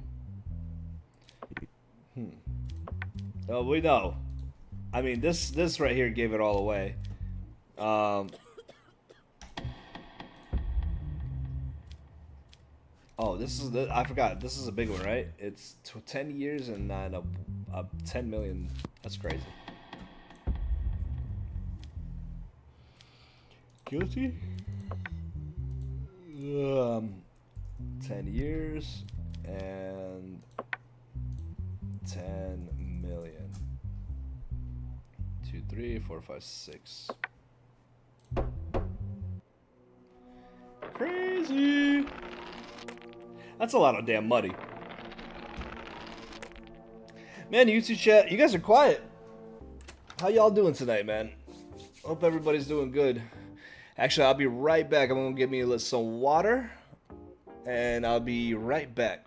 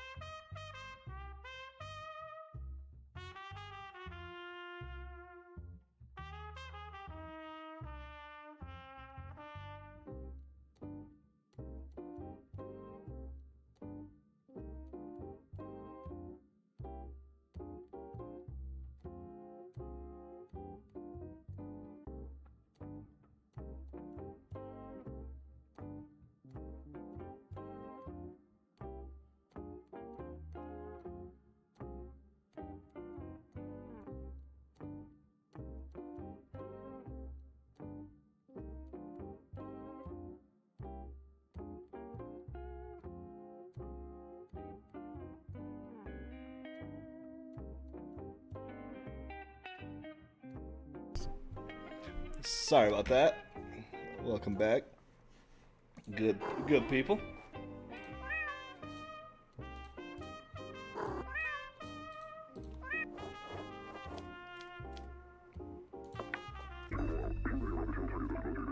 Fight with corruption increases. The government announces that it would fight corruption to the end. The identity of mafia leaders will still remains as a mystery. Interesting. What does this mean for us? Oh, there we go. Oliver Mazikin, 33, male. He's got a criminal record. He's got good mental status, and he's got national passport. I'm guessing that when they say yes, that means they're in like national citizen. Okay, so we're getting for theft details. 3 years ago, a person named Oliver Mazikin, who was at the scene of a theft incident in an alley of Mumby Street, was detained as a suspect and was sentenced to 6 years in prison in the trial. Recently, a theft incident occurred again, and the suspect was caught and taken into custody. As a result of the suspect's statement, he stated that Oliver Mazikian took responsibility for the crime for which he was convicted, and that he actually committed the crime. The person named Frank Serve, who took responsibility for the incident, was brought to the police station to be questioned. Hold on. Okay, statements from Oliver. With the end of this month, I have completed my third year in prison. I tried to explain that I was innocent from very beginning. However, because I was at the scene at the time and became the center of the targets, I was sentenced to 6 years in prison. After all this time, I had the opportunity to redeem myself. I hope the process works correctly this time. Frank Serve. 3 years ago, I had my eye on a house on Mumby Street. I broke in through her window and stole some items and jewelry. As I was leaving, I heard a noise, and thought the landlord saw me. I asked someone passing by to hold what I had in my hand, and I ran away. The man to whom I gave the materials was arrested before he realized what had happened. I was happy to be saved, but my conscience was troubled. Now that I've been caught, I've confessed this. But not before. Not before. Just now that I've been caught, you know? What a gentleman. At least he came up. There's, you know, I just don't understand what the hell I'm supposed to do.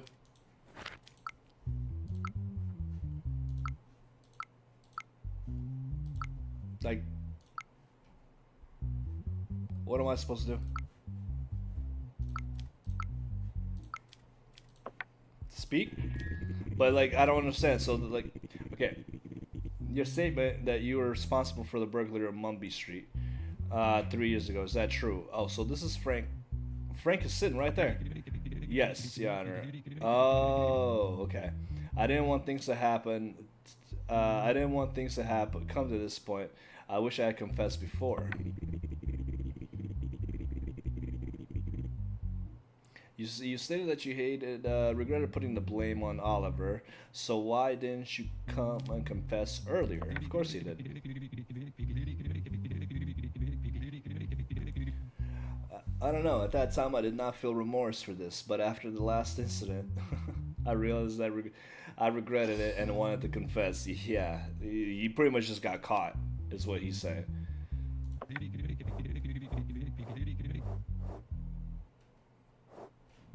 I'm so sorry about Oliver. It wasn't supposed to be like this.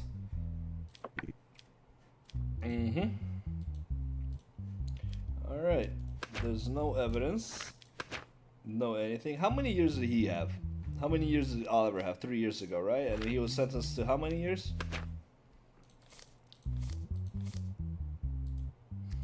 A person named Oliver sentenced to 6.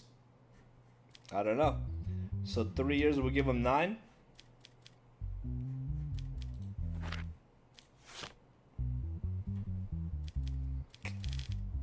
Is there anything for lying?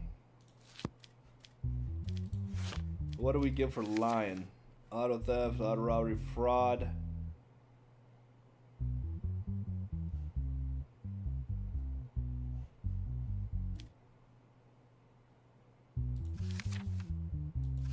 I don't really know, huh? Theft. That's what they're getting him, is on theft. But aggravated theft. Wow, why did they give him 6 years, man? Sentence to aggravated is 4. Alright. Why is it Oliver, though? He's not in the case file. He's released. Not guilty. Oh, that's it? Interesting. That was an interesting case.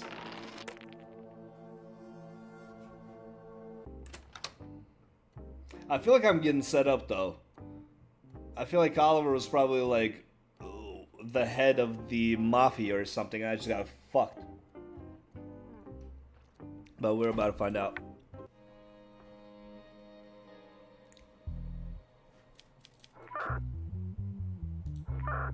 What?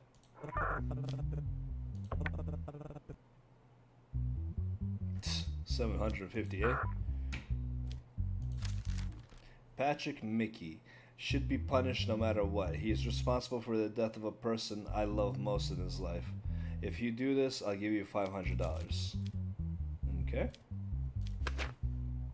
Patrick Mickey, 46, male, no criminal record, and no national status, but good mental status. Okay, so incited to suicide. A person named Tiffany Helen recently committed suicide by jumping from the rooftop of the Holden Town shopping mall. Although the citizens at the scene tried to persuade Tiffany Helen not to commit suicide, it was claimed that Patrick Mickey forced Tiffany Helen to commit suicide. What? Details. Following the incidents, the statements of the citizens were taken, and the person named Patrick Mickey, who was alleged to be the instigator, was taken to the police station to be questioned. Statement. Patrick, first of all, I did not force anyone to commit suicide. At that moment, what I thought, like others, was to dissuade the woman from committing suicide. I thought about applying reverse psychology and told her to jump off. My request was that she should not jump off. I am very sorry that this incident happened, but I do not consider myself guilty. There is a misunderstanding about my actions. I ask that you please believe me. I mean, I'm assuming that he's not lying, but that's a weird thing to say. Like, why the hell would you say that? Alright. Let's see what you got to say to me. In your statement, you said that you didn't want Tiffany Helen to commit suicide, and you argue that you intended to use reverse psychology. Have you received training on this before to apply such psychology?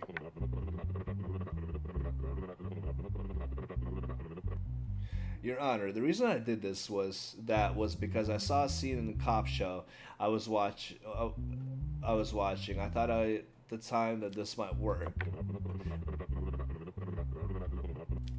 But it wasn't what I expected. After all, it wasn't my fault that woman was up there. So do you live your life according to the scenes in those you see in them on TV series? Of course not. Like I said, at this time I thought it might work. It didn't work out the way I expected. I'm sorry about that. What do you mean? It's kind of a... Oh.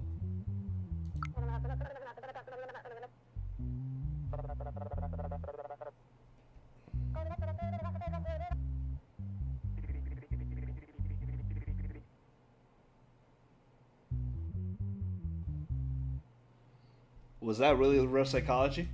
So everybody's like, no, don't jump, you're too young to die. Please don't do this to yourself.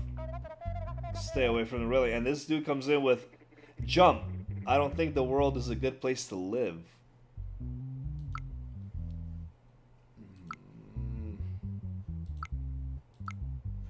Isn't that kind of tough to say though? Like, you can't really... He can have freedom of speech. Man, this one's tough. How much did they offer me? 500?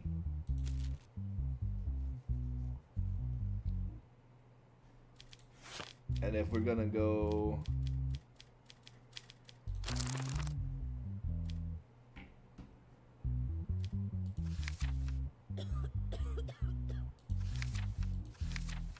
inciting to suicide, 4 years in jail.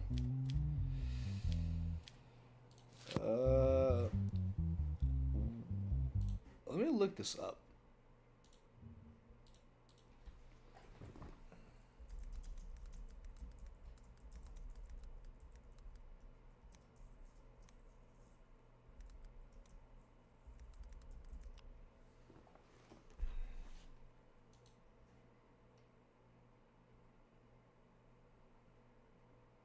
Well, this is like a dumb question to ask because all they're doing is just telling me like prevention.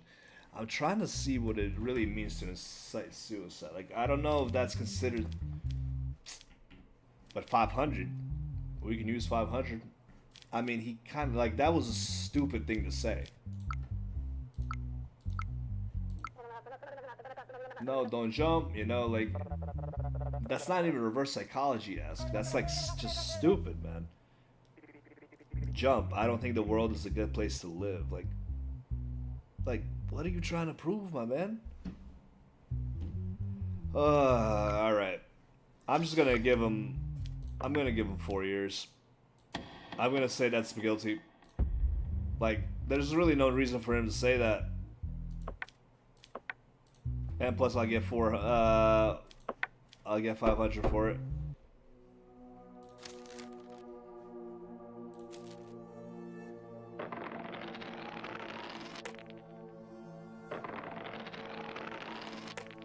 Whew. I thought it said almost gave me 12s. Okay, so bills, pocketing that money.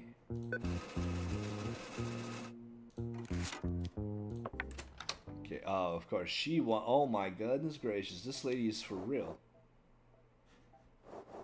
Ugh, I need this.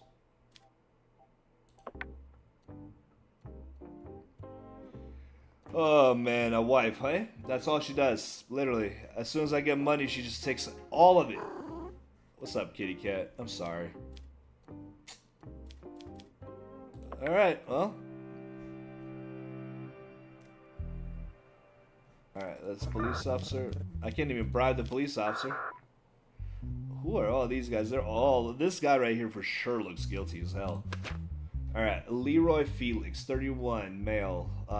We got no criminal record. Health, mental health is good, and national status is positive. We got Emric Abraham, 30-year-old male. He's got a criminal record, of course he does. Mental status positive, and he's from a different country, I believe. I believe I'm reading that correct. And then Douglas Darian, 32-year-old male. Criminal record is negative, and he is. So all of them are good mentally, I believe. Yep. Okay. Ooh, charges: arms trafficking and smuggling. Interesting. Police who received a tip-off recently carried out an operation at the address specified in the tip. A large number of weapons and ammunition were seized during the operation. It has been concluded that the weapons and ammunition were manufactured at a specific address. Persons caught during this raid, the raid were detained. Leroy Felix statements. So this is this guy right here, right? Yeah. Okay. First of all, I would like to point out that I did not belong to any organization. Before the event, my friend Emric Abraham called me and said he had a workshop and I should come and see it. So I went to the house and the location that he sent me. I couldn't hide my surprise at what I saw next. I had not guessed that the production he produced could be weapons and ammunition. Afterwards, I told him that this was a crime. Yeah. Leroy Felix. The police came when I wanted to leave the workshop. To avoid being affected by the situation, they detained me before I could explain the situation. Please understand me. I am innocent. Okay. This one looks the most guilty. So Douglas Darien, a friend I had just met, invited me to his workshop, which he said belonged to him. When I asked him about the content of the workshop, he told me that it was an art workshop. Emmerich Abraham, my bad. I was like, oh my gosh, no chat. Okay, cool. Of course. I was having. Okay, I didn't know I would encounter something like this. Just as I was getting over my surprise and leaving the weapons shop, police arrived. They detained him without giving him a chance to talk. I wanted to make it clear that I have nothing to do with this incident. Darian Douglas, I am not guilty of the incident. Nobody's guilty, I guess. Those responsible for this incident are individuals named Leroy Felix and Emmerich Abraham. It's only been a few days since I met these people, and they have invited me to their workshop. I accepted their invitation, thinking it was an art workshop. However, afterwards, entering the workshop, I was speechless at what I saw. When I wanted to leave the scene, police came quickly and detained me. I have no connection to the workshop.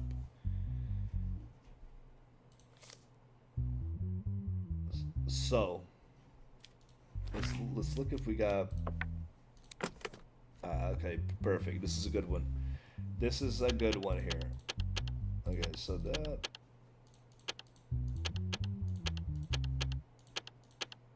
Okay.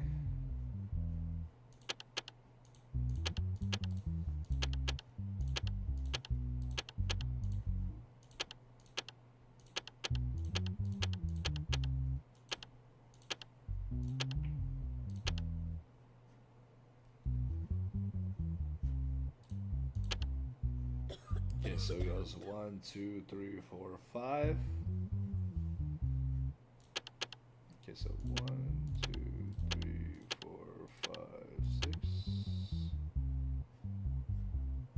7, 8. Perfect. Alright, so a large number of fully automatic rifles and ammunition seized.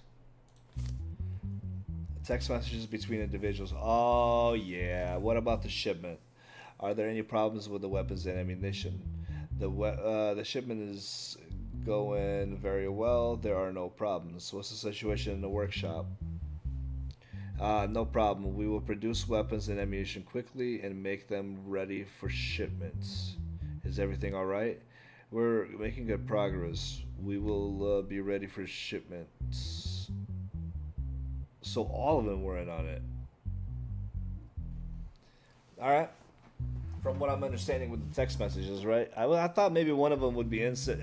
Maybe those two, because I thought those two were innocent, because it's like two people having the same story is a little bit more likely to be true. You know what I mean? Because everybody kind of has a different story, but it seemed like those two stories matched. So I was kind of leaning towards this, but the evidence proves to me that we got Leroy over here talking to. Yeah, so what about the shipment? Are there any problems with the weapons and ammunition? The shipment's going very well. There are no problems.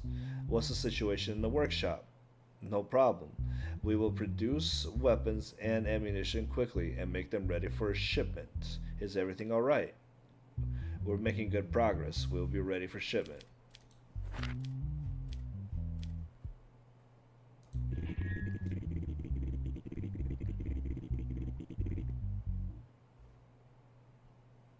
In all three of your statements, I see that you blame each other.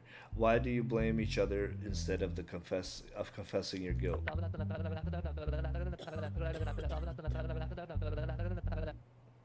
Your Honor, first of all, everything I said is true.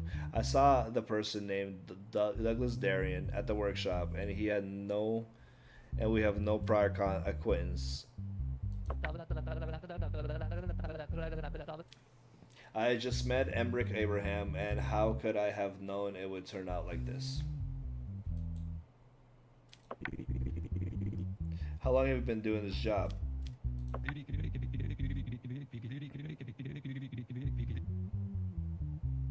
I have nothing to do with this incident. I only went to the workshop upon the invitation of my friend Leroy Felix. In your statement, you identified your friend as Douglas Darien. I was gonna say that, right? I'm sorry, Your Honor, I got mixed up. Exactly what position are you in?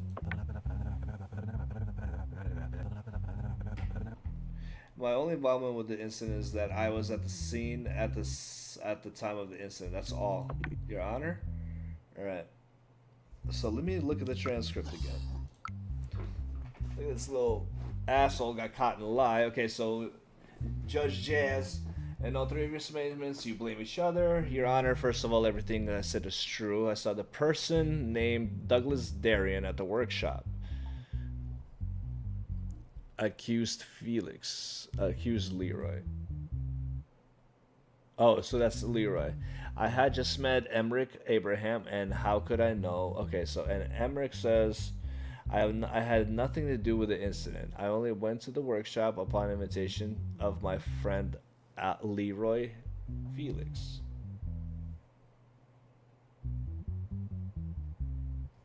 He's the only one. I don't know. Okay, so hold on. Your Honor, first of all, everything is true. I saw the person at the workshop. So let me tie this up.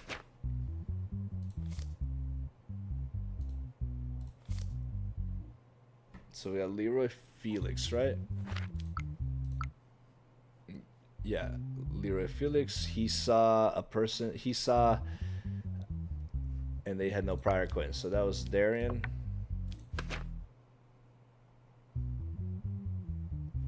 The police came when I wanted to leave the workshop. Okay, so this is where's the story. First of all, I would like to point out that I do not belong to any organization. Before my friend called me and said he had a workshop and I should come and see it. So I went to the house and the location he sent me. I couldn't find my surprise, so at what I saw next, I had not guessed that the products he produced could be weapons and ammunition. That's a lie. Afterwards, I told him that this is a crime. So they all are guilty.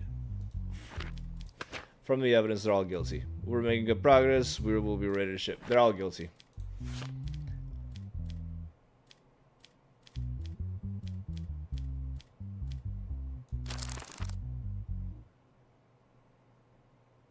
Traffic. I always do this.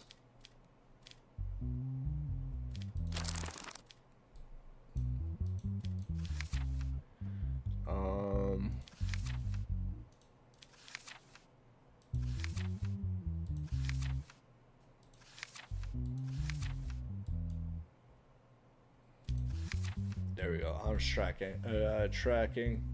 trafficking, and smuggling. We got 10 years and $100,000 for all of them. Fellas, you guys all knew about it.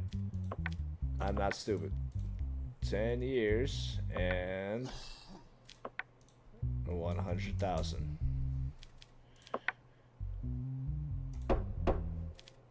Right? I know I'm checking this.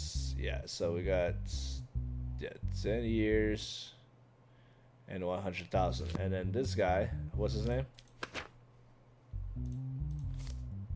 Emmerich Abraham, because he's got priors. He's got to have the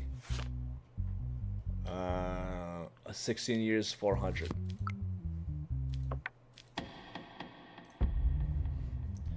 All right, you are gonna have 16 years, and you're gonna have 400. All right, and you are back to, I believe, hold on a second, let me check.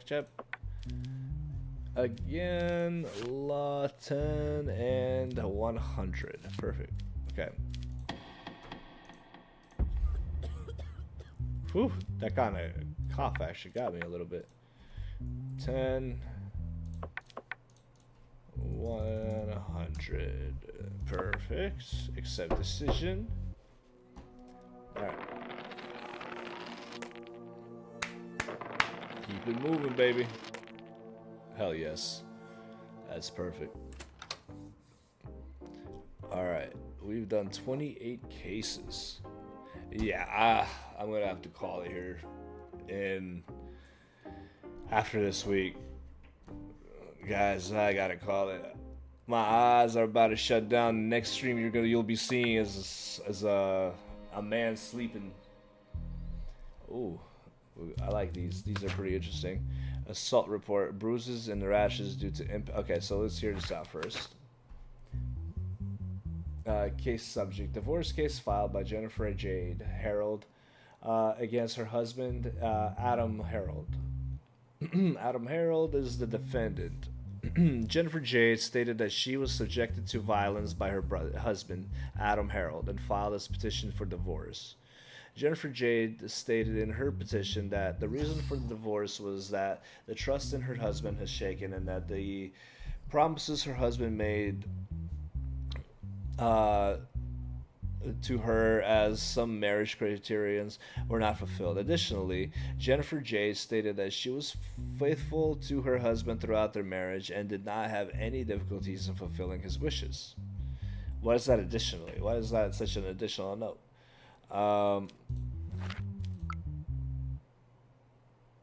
Let's see what we got. Nothing.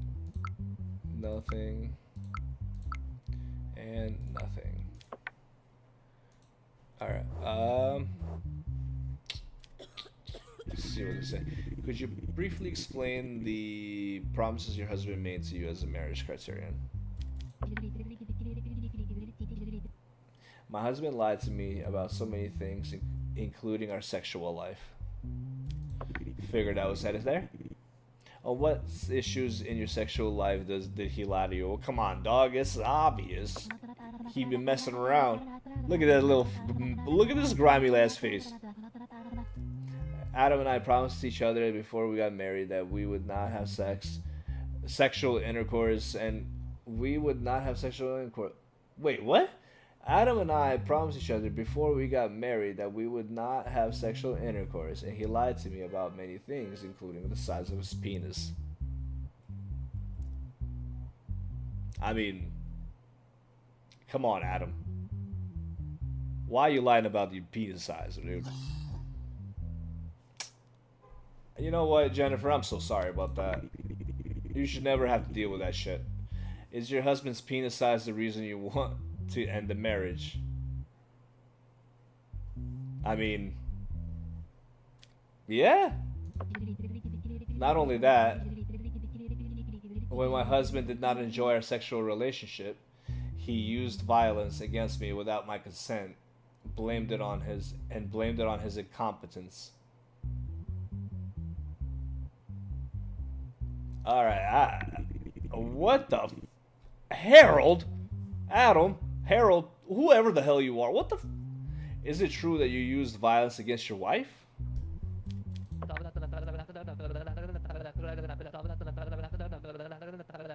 This is a joke, right? My wife argued that my penis size was below average, and she constantly used this against me. Once she threatened to tell this to my friends.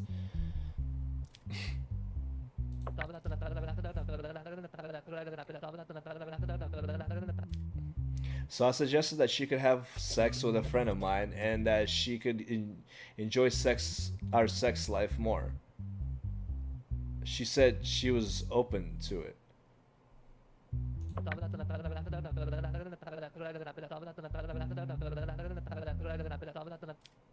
She said the situation could not harm her relationship.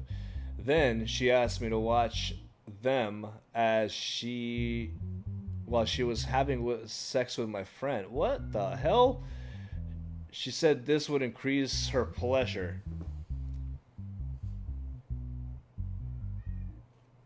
What is this? Jerry Springer?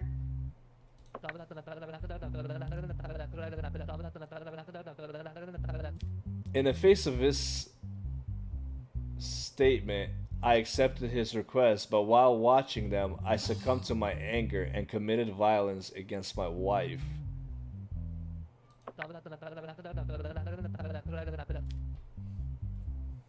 I regret it very much. I love my wife very much, and I don't want to divorce her.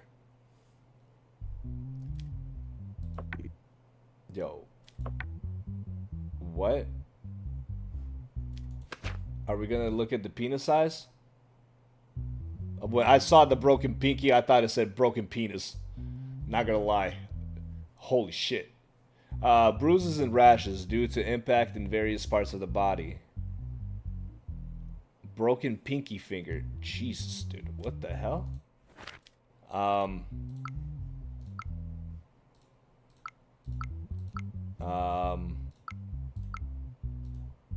Yeah. Well, that's wild. I feel like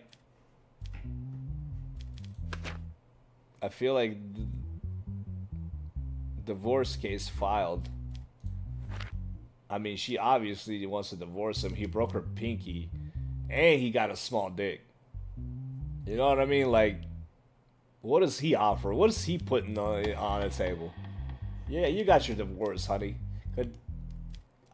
No divorce and no alimony. With divorce and Adam Harrow's monthly payment. What the? What are the options where he doesn't have to pay? I kind of feel bad. This dude's stuck with a tiny little dick, and now he has to pay $1,000.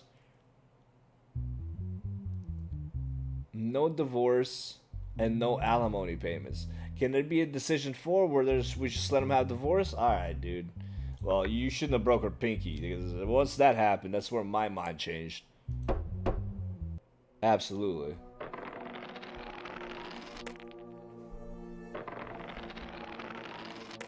Let's go. Alright. Alright. This last one right here. This is the last one. This is the week. And then I gotta go. Before I literally fall asleep right here. Alright, but that last case was wild, man. Oh shit. My thing's at 100. How? Oh, dude. What? Alright. Esteban Alban. 39, male. Criminal record, yes. Mental health, positive. And national status, yes.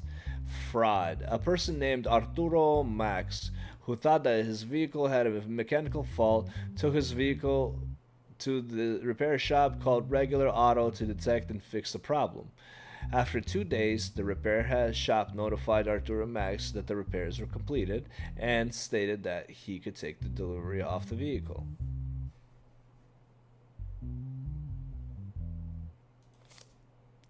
Arturo Max received the vehicle, wanted to sell the vehicle 1 week later. He received a report about the vehicle from the expert company before the sale.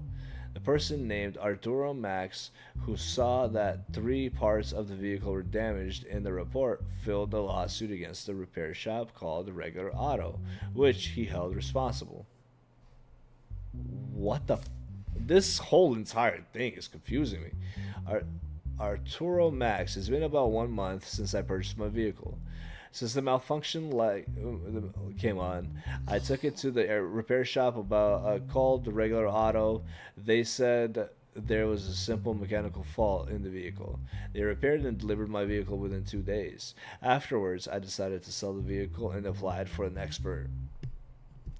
The expert report revealed that there were 3 changed parts. This is not possible because I bought my vehicle from the dealer with 0 kilometers. I think it was replaced at the repair shop. When the vehicle came to us, the malfunctioning light was on. He said that we could fix it and deliver it in 1 or 2 days, and he did. We were very surprised when we received notice that the lawsuit had been filed against us. Okay, when the vehicle came to us, the malfunction light was on. We said that we could fix it and deliver it in a day or 2, and we did. We were very surprised when we received notice that a lawsuit had been filed against us. We did not remove or replace any parts from the vehicle. We think that the victimization was due to the irresponsibility of the vehicle owner.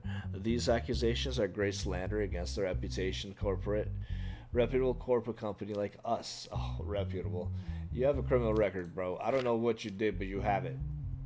Alright? Alright. Hopefully this is a good one. Oh, I love these.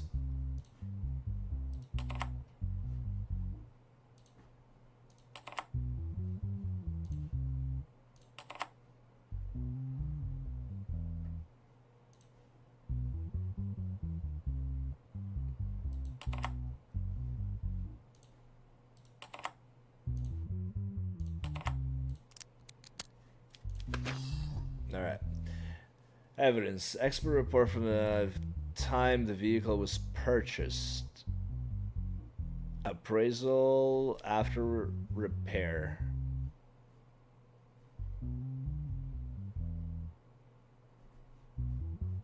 So everything was original and like 3 parts. The invoice from regular auto in the name of Arturo Max. Yeah.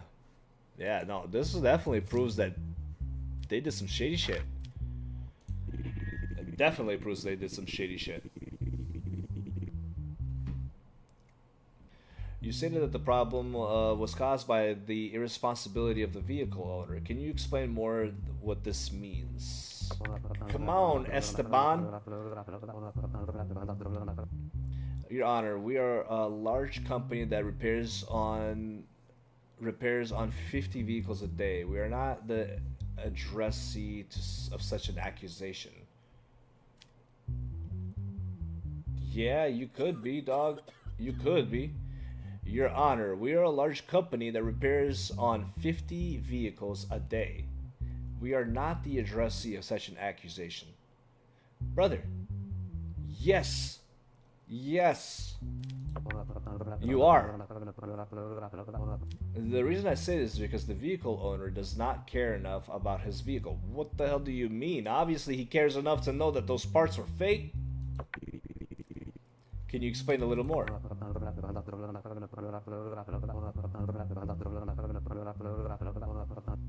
I think he may have experienced this grievance at any repair shop he took his vehicle to before. I recommend him to choose the repair shops he takes his vehicle to more carefully. I think he may have experienced this grievance at any repair shop he took his vehicle to before. I recommend him to. Oh, so he thinks this happened at the other repair shops. No, brother. He never went to another repair shop. Right? So, hold on a second. Okay. It's been about 1 month since he purchased the vehicle. So, in 1 month, and the malfunction light came on. I took it to the repair shop called Regular Auto.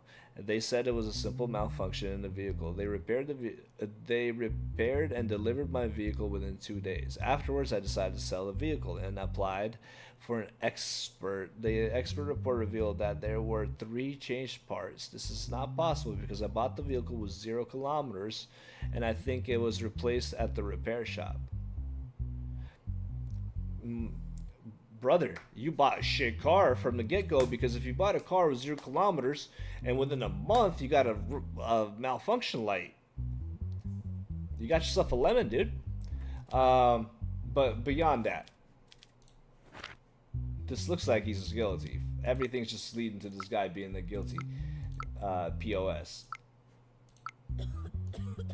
Just make sure that I got nothing. Yeah, he's just... the guy never took it to a different shop, so this is the first shop the car went to. And then, so yeah, I think he is guilty. And what are we doing? Fraud, right? And he has a criminal record, so he has to get the heavy sentence. Fraud, 4 years, 10 years. All right, 10 years, Esteban.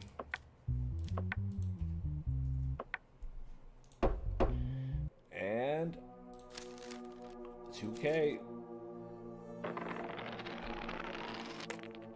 Come on. I can't believe I'm getting these because I'm at 100%. Alright.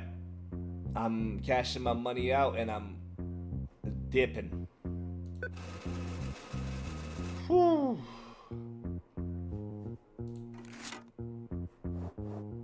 Alright.